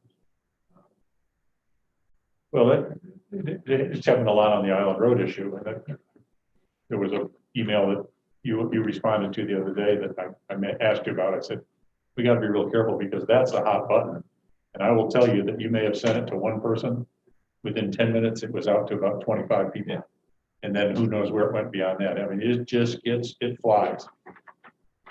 And people that weren't even involved in the issue, like I sent you the thing from Russ, who's one of my neighbors, hasn't been involved in any part of the issue, didn't even know he was aware of it. He's the one that sends it. So there's just a lot of peripheral eyes on things now that. Yeah. Oh. And that's all I have on that. I don't think we need a motion or anything, as long as you feel comfortable with one. Okay. Okay, moving to old business then. We've already covered the 911. Mr. O'Brien, the next one is review and update maintenance priorities. Maybe we wanted, I think that's part of your report, isn't it, Owen?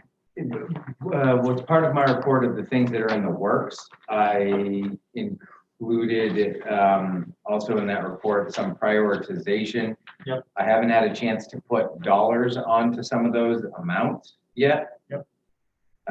But that is definitely kind of next on it.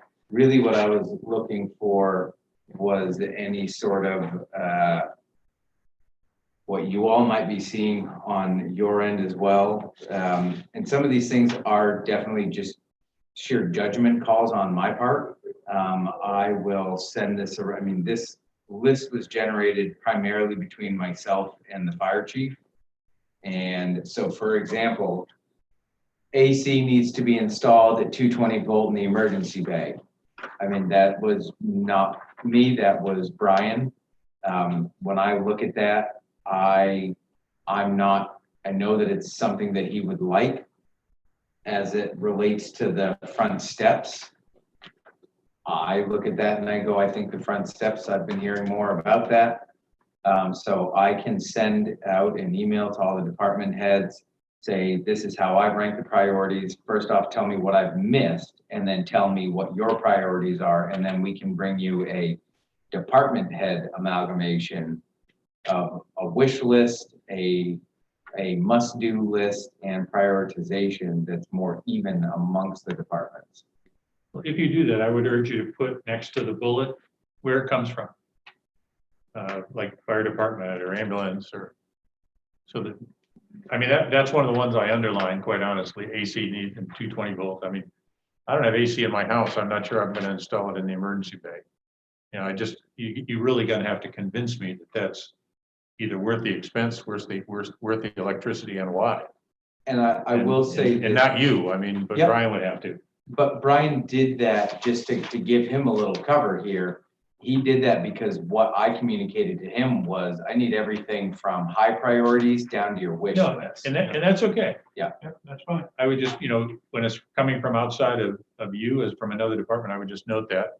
Because at some point, we probably should have that kind of discussion, and usually around the budget cycle is the time when we get everybody and can talk to them. And maybe there's a good reason for that. Yeah. I mean, Right. we're totally unaware. Right. Well, then also, I do think that, I'll probably end up breaking this into some bins. So the next time you see it, we'll have some bigger headers. I mean, also, for example, we don't touch it all on the town landing.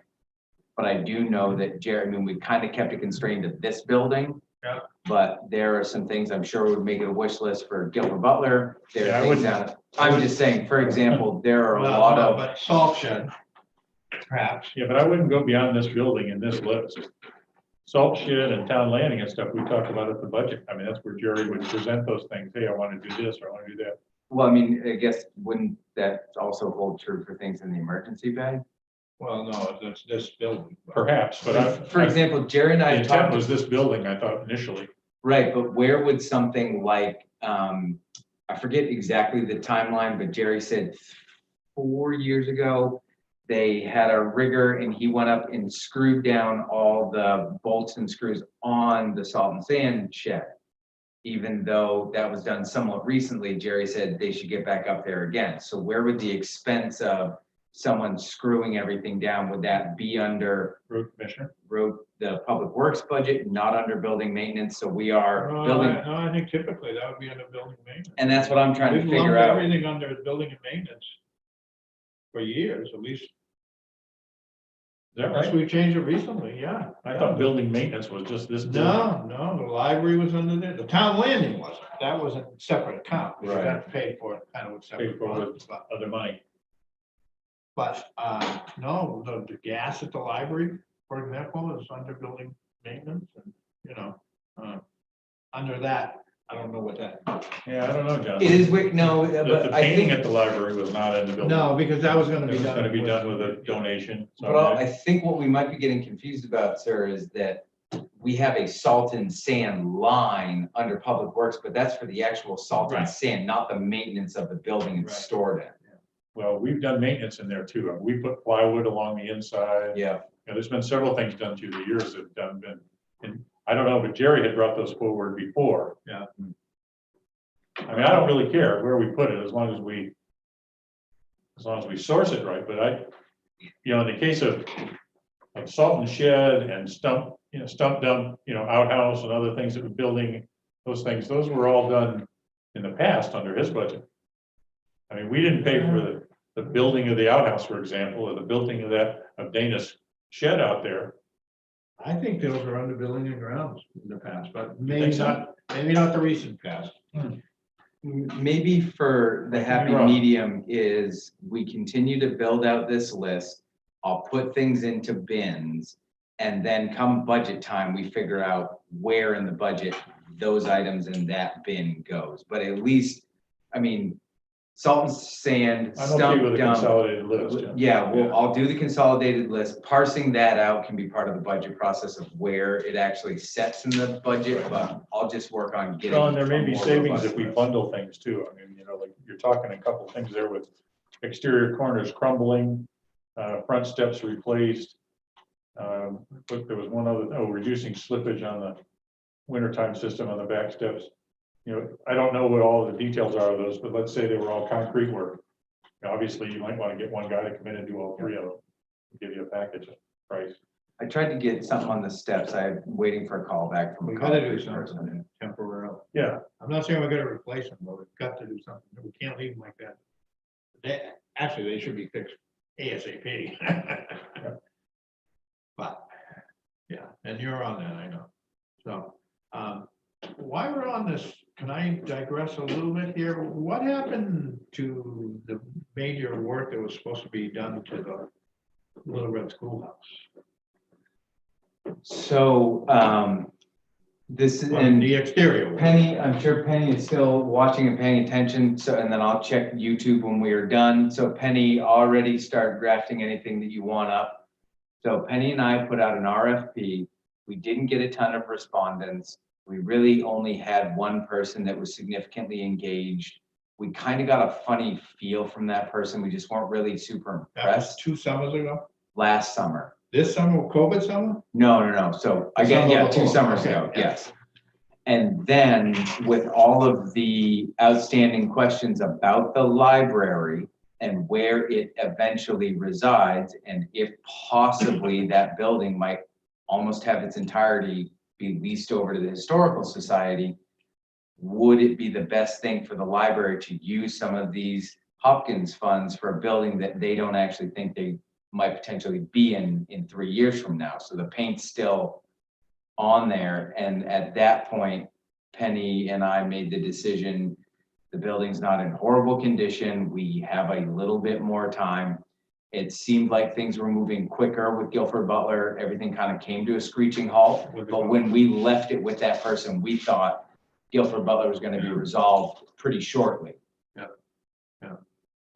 So it's on hold. It's on hold.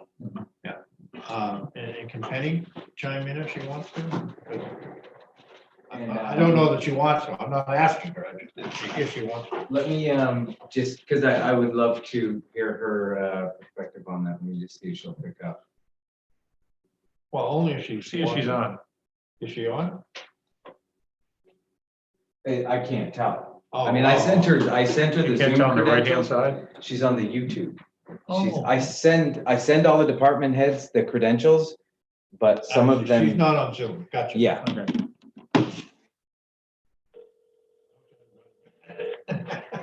Well, it says people are still watching. Yeah. Oh, wait. How's it going? Hey Penny, this is Jan Gaudio. Hopefully, Hi, Jan. Hopefully I we'll- just sent a text, but there's a delay. But I would like to be on the agenda at the next meeting to Okay. speak about, the schoolhouse? yes. Okay. And what I would like to see happen as far as the exterior painting. Okay, great. Okay, we'll put you on then. That'll be the 27th. 27. Okay, I will be there. Okay, Thank you, Penny. bye. Thank you. Give the cell phone to the kids for 1 second, Yeah, I see and that's your, what happens. Okay, then I'll defer on. defer your question till next week. Okay, anything further on maintenance updates then? I'm gonna No, continue to just, refine. really, Haskell's did a good job. They got the well stuff all figured out. We coordinated with the ambulance and fire because it kind of gummed up what was going on back there. We're now in compliance with the well stuff. And like I included in my report, the savings from some of the maintenance bay worked actually great for the exterior lighting upgrades. And then just by the by, I did have an employee come in today, bring up some of the exterior lighting, and they were quite thrilled that both the street light on the pole out in the parking lot, plus the exterior lighting on this building itself would be upgraded, because them coming and going early mornings and late nights and things, it's a bit of a safety concern. Actually, I do have two minor things. That mulch that's blocking the doorway, that's gonna get wet and freeze and be almost impossible to move. Yep. And I don't know why it's in the pathway. It got deposited without my knowledge. Yeah, I'm not saying. sure. Yep, no, but there has been an offer for us to be able to move it. I've raised that to folks that have equipment that can move it. If I recall correctly, which I possibly don't, Jerry's got a blown hydraulic line. That's why that tractor's been sitting there. Okay. Once that gets fixed, he's gonna take it, and I basically told him, any place between here, stump dump, like wherever that it's out of the way, and then we have this mulch pile we can access. But I believe as soon as Jerry gets his tractor running again, he'll scoop it up and get it Yeah, out. my only concern is it's gonna get wet and freeze. Oh, And then yeah. it's gonna be really tough to move. Yeah, it'll get nasty. And then also, just real quick, I can't remember who was telling me, somebody's telling me, do we have a rodent problem here? Mice or something getting into the vehicles? Not sure. So there was one observation that a mouse came out of the new ambulance. It wasn't really validated, and it's been difficult to find any sort of other. So once that was raised, there was like a maybe 2 months ago. Yeah, Luckily we had Tony Leo here and he's awesome. So I was like, Tony, hearing through the grapevine, someone saw a mouse jump out of the ambulance. Can you poke around in any and look for anything because a rodent? yeah, 'cause In I there. mean, they'll do a number on it. But no, other than that one report as it relates to any of our vehicles, Yeah. that's the only report that I've gotten about any of that. It was brought up that maybe there's a skunk living near the doghouse. I'm not worried about that, other than the smell. Yeah, which was this morning. It was actually the same person that brought up lighting said, I was looking for what I believed to be a skunk this morning and I couldn't see anything because it was too dark. I kind of went and took a look. I don't really see the same indications of it being a skunk home. I'm not saying that it's not a friendly habitat for a quick stop off. Well, the skunks are active right now and they're digging in the ground. You can see Yeah.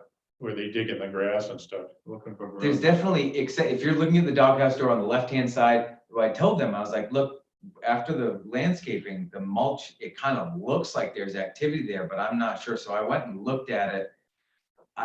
I didn't see recent activity, but when you look under, you realize, oh, that's a really great little makeshift den for something if they wanted to, Well, that's for sure. on the mouse thing, as long as people are aware of it and they're monitoring, fine, Yeah.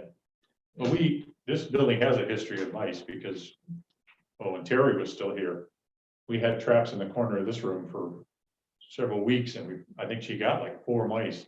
So there was a period of time when we had them. so, and this is the time of year they move inside. But I think that was, right there is one of them that we put these sonic things in, Sonic squeaker. you know, that supposedly deters them. Well, this is the time of year they move inside. Oh, yeah. It's getting cold. They want to come in. What we can do is I can at least get some of those discrete black boxes that have the killer in it and then monitor them. They're not expensive and that'll at least give us some sort of bellwether are we actually catching something or not. Okay, thank you. Didn't mean to drag that on. Okay, moving to old business item C, appointments, abatements, public signatures. Okay, so you all have already approved these a while back. Is just my bad on saying, please sign all this stuff before you leave. So I have 3 abatements that you have already approved, but they need signatures. And then Kearney Nagel's.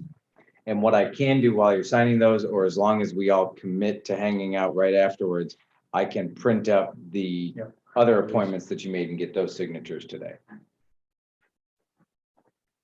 That may be important if the planning board needs to get in action.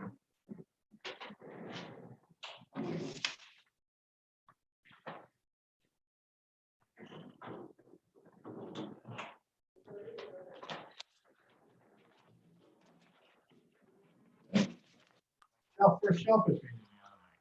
Yeah. Exciting as ever, I'm sure.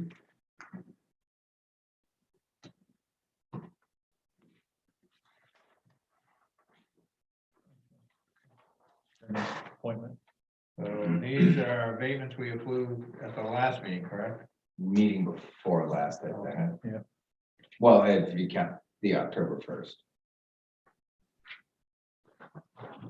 Okay. Oh, John. Streetlight update's pretty quick.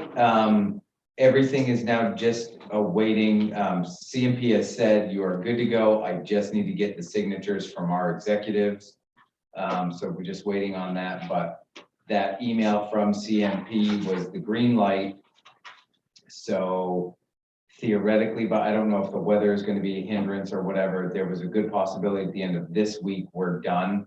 Next week, kind of at the latest. And because Rockland is taking a while and they've got gobs to do there, what Real Term and Headstrom said was they're doing between 26 and 31 or 2 streetlights per day. We have 51 in town, so they can do all of ours in 2 days. They felt confident about that. So they would pull the crew from Rockland, come and just do us real quick, and then we're done. And then after that, the only other thing is, after that work is complete, we notify CMP, and then our bills going forward are energy only and don't include the lease. Okay, and you'll keep us advised on if they do that or when they do.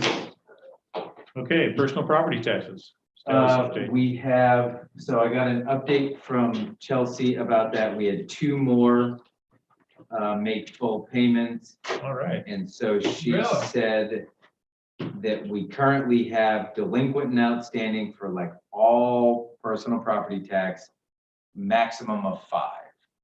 So who are the 2 that pay? I don't know. Well- But the thing was waiting until after October 1st. So basically with these 4 or 5 remaining, how do you want to dispose of them? Well, personally, I would like us to send the certified, just resend that same letter with a little note in it saying, we sent you this, haven't heard anything or received any payment. Something to that effect, just kind of and send it certified, so we know they got it. I'm trying to build a little trail here, if that when and if we go into small claims court, that we can prove that we've documented. Do you want to use basically the same format and let it? Just to make life easier, I'd send the same letter with just a little, Yep. And then just a I'll little do, cover note saying, I don't even care if it's handwritten, just And keep a all- copy of it. I'll put the same thing, which is I'll sign it on behalf of the board. That's how I did think the you can other one. just send the same letter that we sent before. Yeah, and it said at the bottom, Owen Casas on behalf of. No, but I mean the same letter, same date, just a copy of it. Oh, And okay. say, we sent you, and then put just a little, I get what you're little saying. note on Put a it. cover note on Just top says, of we it. sent you this back on such and such. We haven't heard anything. And before we just wanted to make sure, I don't know, you can come up with something that. Well, the certified is where we want to be sure they got it. Right. So they can't claim, oh, I never saw that. Exactly. And then the next step is small claims court. And so just the only add-on to that letter would be some reference to, we hope this can be resolved shortly, so we don't have to go the route of small claims. I don't even think you need to do that. I think just resend a copy of the letter that was sent before, that already has that in it. With just a little note that we're resending this to you. Yeah. To make sure you got it. Yep. Keep it simple and not. Haven't heard from you. I bring this to your attention. But definitely send it, a certain return receipt, whatever it is requested. And I'd like to know who paid too, not tonight, but. No, we'll send you an email. Okay. No further old business. We'll move on to report, review, and comment. I'll take full ownership. Mo provided hers and it's in a box of items that I need to go through. That is not on Mo at all. That's completely my fault. Okay. The fishing for energy, we're doing kind of a pause on that. Is there a reason we're pausing it? To get feedback, the way that we'd always kind of discussed this was, this is outside money that could be very beneficial for the broader community. This is a really good program. Are we out of money? No, we're not. Because the feedback I'm getting is how come we're not doing it? Well, we did it 2 consecutive Saturdays, Right. where letters were sent and included in all the pay for. But you understand what you Atwoods. do when you do that? You create an expectation that on Saturdays I can bring my stuff over. And why we wanted to take a bit of a pause was to try to figure out, hey, what, we just took in over 11 tons of material. Right. What does that mean for the status of our fleet? And that's why we took a little bit of a pause. I'm kind of. I hear you, but I don't understand why. You basically keep the door open until it doesn't come anymore. Or you tell them, hey, we're gonna do this for 3 more weeks if you're gonna run out of money.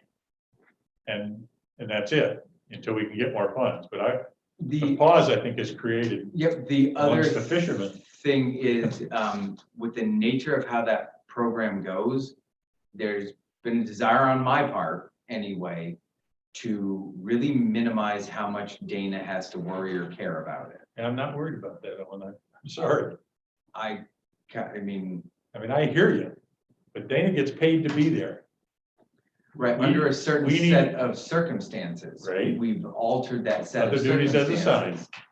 Yep, Yep, and that's it the just, caveat. everything flowed very well for those 2. We brought in a significant amount.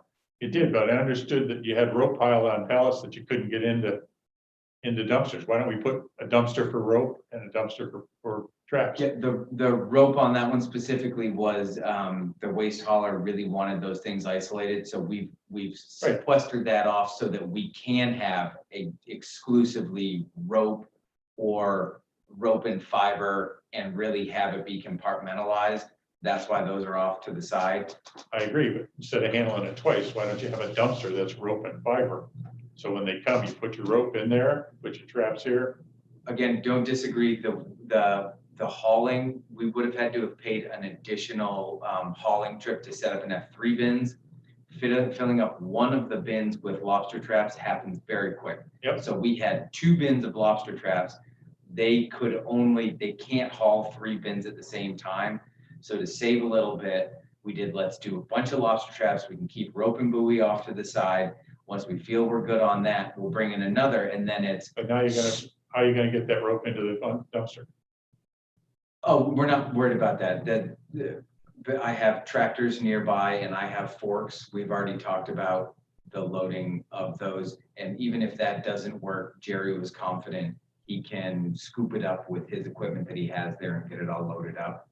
But what we're gonna try to do is have it be, the next time they come in, one big bin for lobster traps and then a smaller one for just the rope. And then in the off, when the stump dump's not open, because we have all that space there, then whenever Ralph Devons's tractor is free or Cheryl's tractor is free, they both said it's not a problem. And then they can, well, Cheryl's has got a little complicated, but we'll get those rope loaded up at some time where it makes sense for us. Well, these are just my thoughts, and I'm saying it more as a resident than I am as a selectman, I guess. Yep. I think, we had a certain amount of money, and I would run that program, particularly while you still got the weather.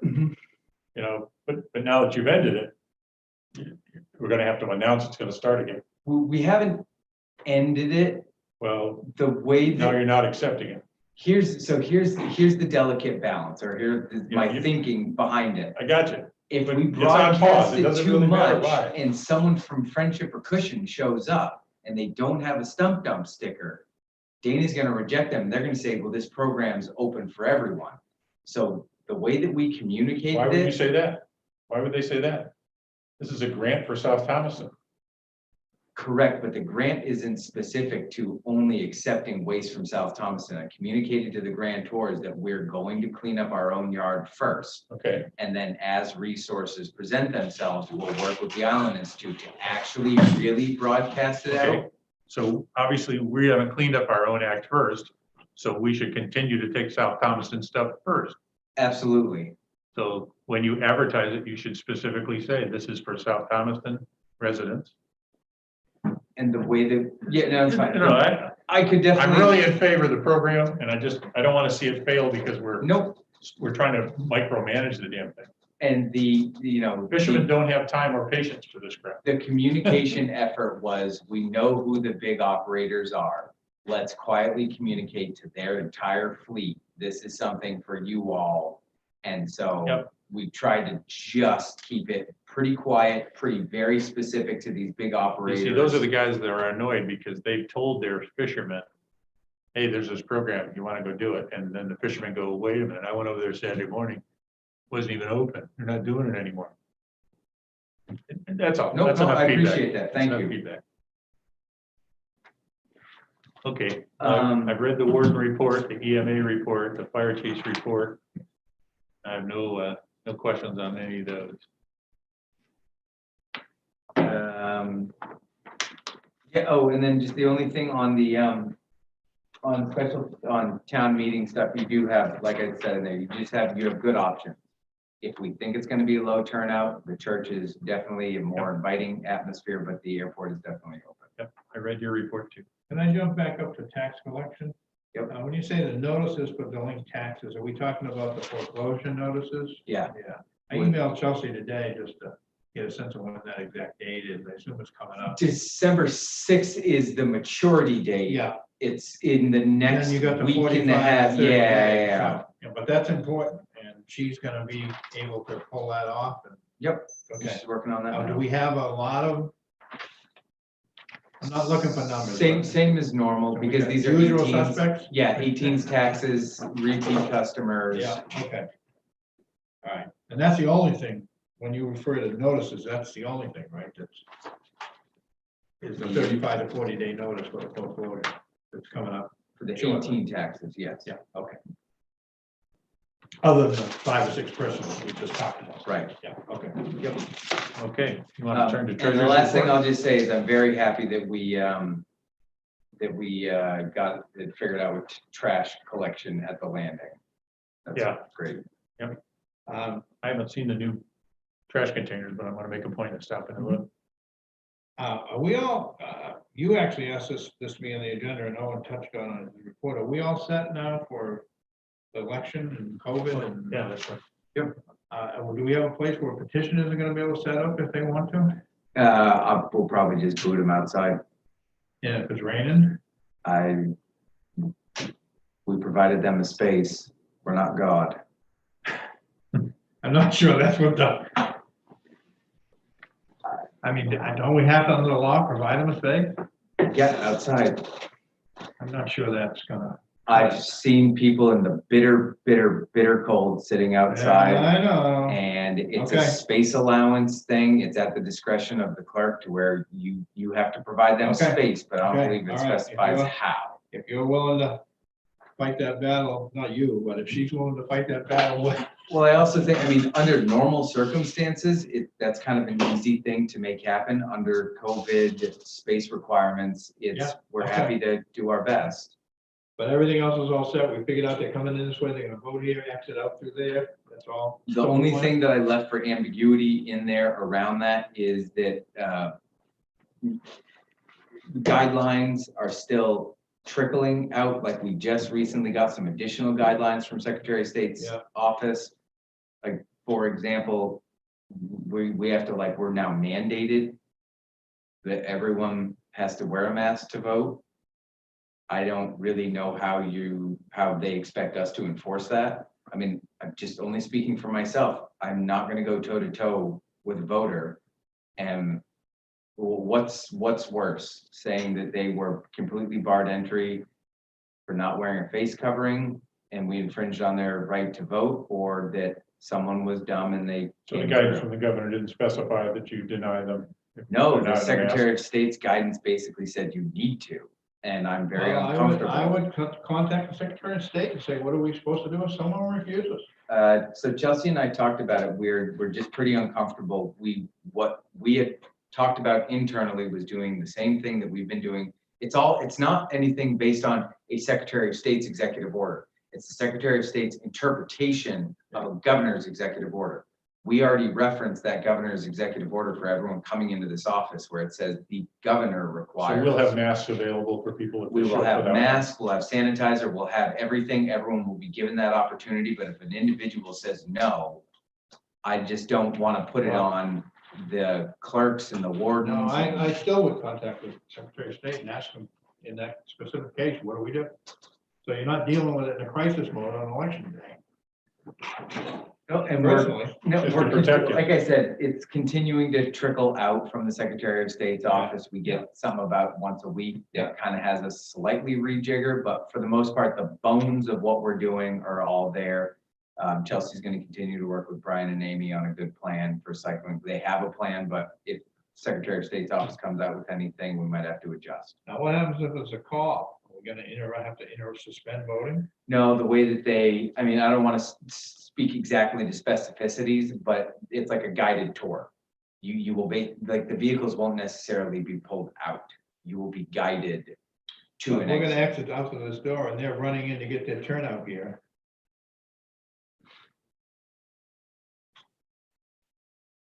There's a lot of I mean, Yeah, but again, if we plan for them, instead of dealing with them in crisis mode on elections day, you know, that's what I'm saying. yeah, at that point, So people are coming in through the town office front door, and exiting No, out through here. they're coming in which door? That door. Yeah, so they could exit there. That's one of the reasons for getting the better lighting out there as Right. well. It was just the walking path as a You know, primary. we could set up temporary lighting out there if we need it for that evening. We can, The fire department has temporary lighting. Yep, for the folks that have work in this office, any person that's talked to me about lighting has been really happy to hear that we're working on exterior lighting for the building. And the last thing I'll say on the exterior lighting is there's no new installation of wires. Right. It would Just be a new fixtures. removal of a crappy fixture, LED a new fixture put up, a directional, Yeah. nice thing, Yep. I got changing you. out photo cells. I got it. Yeah, I don't mean to sound nitpicky, but this is gonna be a very charged election, and if somebody feels that they would deny a right to vote or something. Yep. Because there's an emergency call, or you can't have people stacking up inside here, why, you know, I just think we really, really need to think it through. And I'll leave it at that, Yeah. what Chelsea does. Actually, I not would you. think, parking the vehicles outside would be the smart thing to do. But it's still gonna come to the turnout here. Yeah. But it's less complicated than having to get, Yeah. load the trucks up, drive the trucks out, that sort of thing. Hopefully there won't be. I'm not gonna speak to any of them, but No. my Yeah. assumption would be a vehicle would be removed, not all the, making a very nice, easy to see path to exit. Yeah, but when they roll, Owen, as you well know, they don't take a vehicle. They No. take all the vehicles. Right, but theoretically, those vehicles that they're taking are not within the walking line of voters. All voters are channeled this way, the other vehicles are over here. And so So we're already. let me ask what your vision is. You're gonna walk out that door and go which direction? It's either, No, I- you're gonna I- walk out that door and go which direction? I will then What's the defer plan? to the clerk.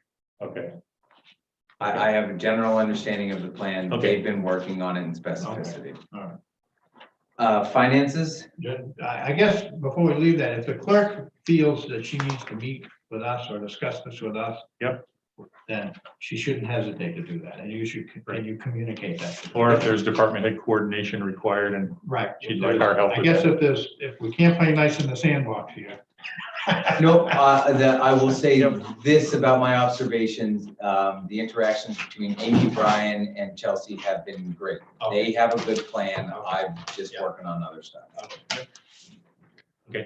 Let's move on. Treasurer's report. Yeah, I provided you, I appreciate the feedback from Walter. I already talked with Phil.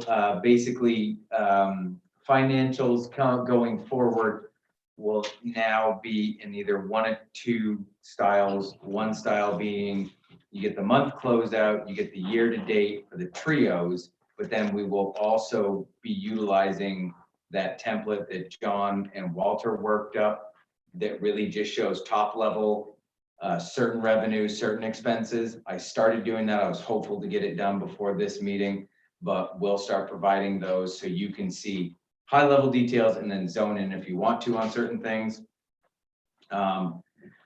We can drill. But yeah, I mean, it just kind of says, I went over all the financials again, and I'm actually pretty happy with the revenues side of it. Yeah, I was It pleased to see really- auto excise is getting back on track. Auto excise is good, cable TV, the homestead It's a big came one. in good, revenue sharing's been staying on track. Our big items have been at or above where we wanted them to be, so cautiously still optimistic that the revenue side for 2020 will be good. And then the expense side is still good. I mean, it sucks to have to highlight the ambulance department, but they're just in they're in a really funny spot right now. Not their fault. No, We're not aware. at all. We're aware. Now, how about the FEMA reimbursement? When are you gonna do that? That is tomorrow and the next day, because, so I think I told this to you all. I reached out to the state. The big thing for me, we put a lot of money into this. Mhm. We've been socking it away. And I've been like, hey, where's my drop dead date? I don't want to miss this. I can't afford to miss this. Like, where is my drop dead date? I talked to the MEMA people and they were like, oh, as long as you get it before the end of the year, because the state's going to cover it was like the 15%, 85 feds and then 15, the municipality, the state said, we'll cover your 15. And it's like, FEMA hasn't even closed it. It's still active. There's no deadline. It's just getting it done before the end of the year so you catch that 15% with the state. And then I heard that there was some sort of October 15th deadline. And so I still actually haven't seen it, but folks have talked about it. whatever, we're going to submit it. We have I all think the. that's wise. Sooner is better than later. Yeah, and I just think to, that money is gonna get tight. it's the wages is the only last thing. All the invoices have been inputted. It's the wage breakout with OIC coverage and all that. Okay. Okay, warrant reviews and approvals. One thing that Phil brought up was some of the bank statements. Oh, I needed a signature from Walter on this. One of the bank statements haven't been getting initialed. And so he said, it's just, we don't really know if it's a policy, No, I usually do initial. but customarily they've been Yep. initialed. Yep. And Just Phil shows was it. just saying he didn't feel like they'd been getting initialed. And actually, it's more a reminder that I've looked at them and it tells me I have, yes, Yeah. I got initial Yeah. there.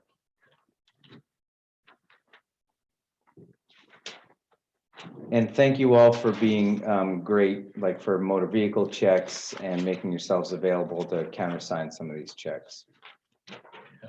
Not a problem. Well, just so you know, I didn't have a chance yet to review the expense report, so I may have some questions. Sure. Individually after.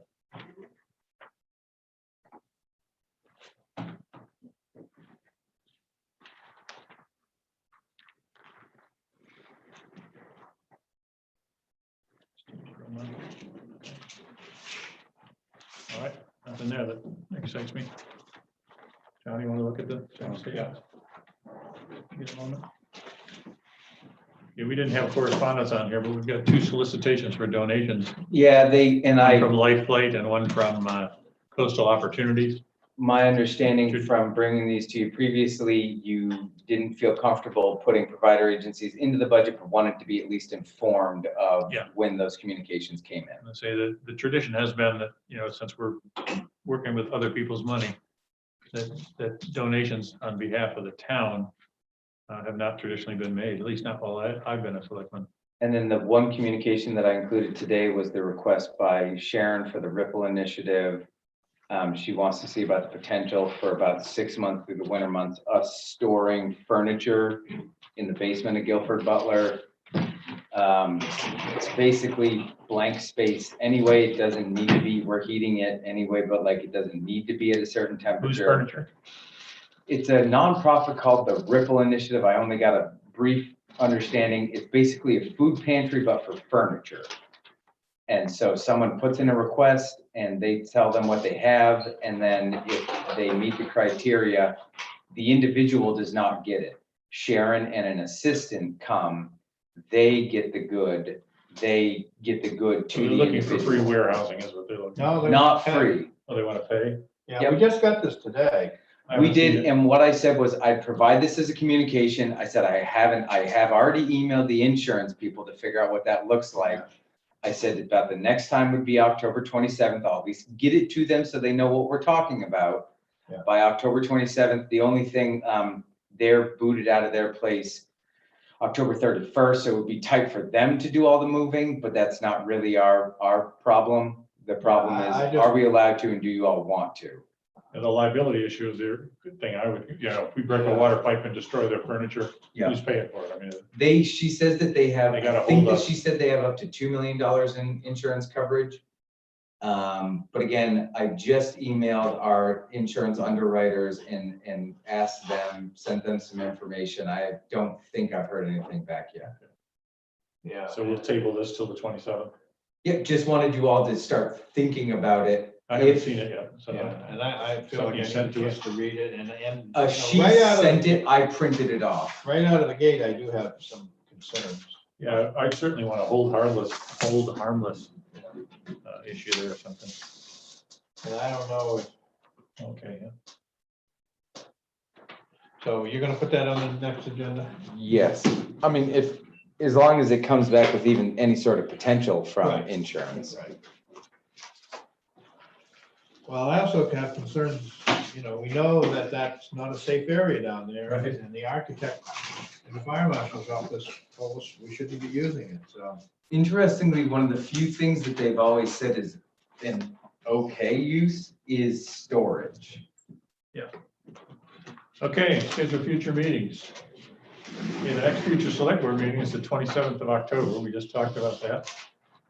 And right now, beyond that, the 10th of November Hang on a minute, when I get my calendar, if you don't mind. Yep. All right, so You're too modern. so you- well, I'm we so- have the Zoom meeting on the 22nd, correct? That's right, public hearing on the 22nd. Yeah. Via Zoom, Yeah, which is technically a select board meeting. right, Okay, then the 27th you said? Yeah, I 27th. got that, yeah. is a selectman, normal select board meeting, twice a month now. The next one would be the 10th of November. Yeah, Obviously, we vote on the 3rd of November, right. just as a note. And then to be determined, I guess, is special town meeting on the 17th of November. Right. And we want to schedule a meeting for the And- 24th. Yes, that would be the Yeah. second half of the Okay. meeting, All right. second one of the month, I mean. Okay, so that covers the rest of this month and next month. Well, do we, Probably let's, the chair's not here. But at some point, I think we need to have the chair schedule a meeting with the architect, the Yes. engineer. Yeah, we've actually been talking, there's been a couple emails back and forth on his timing. I know he's been out of town for Right.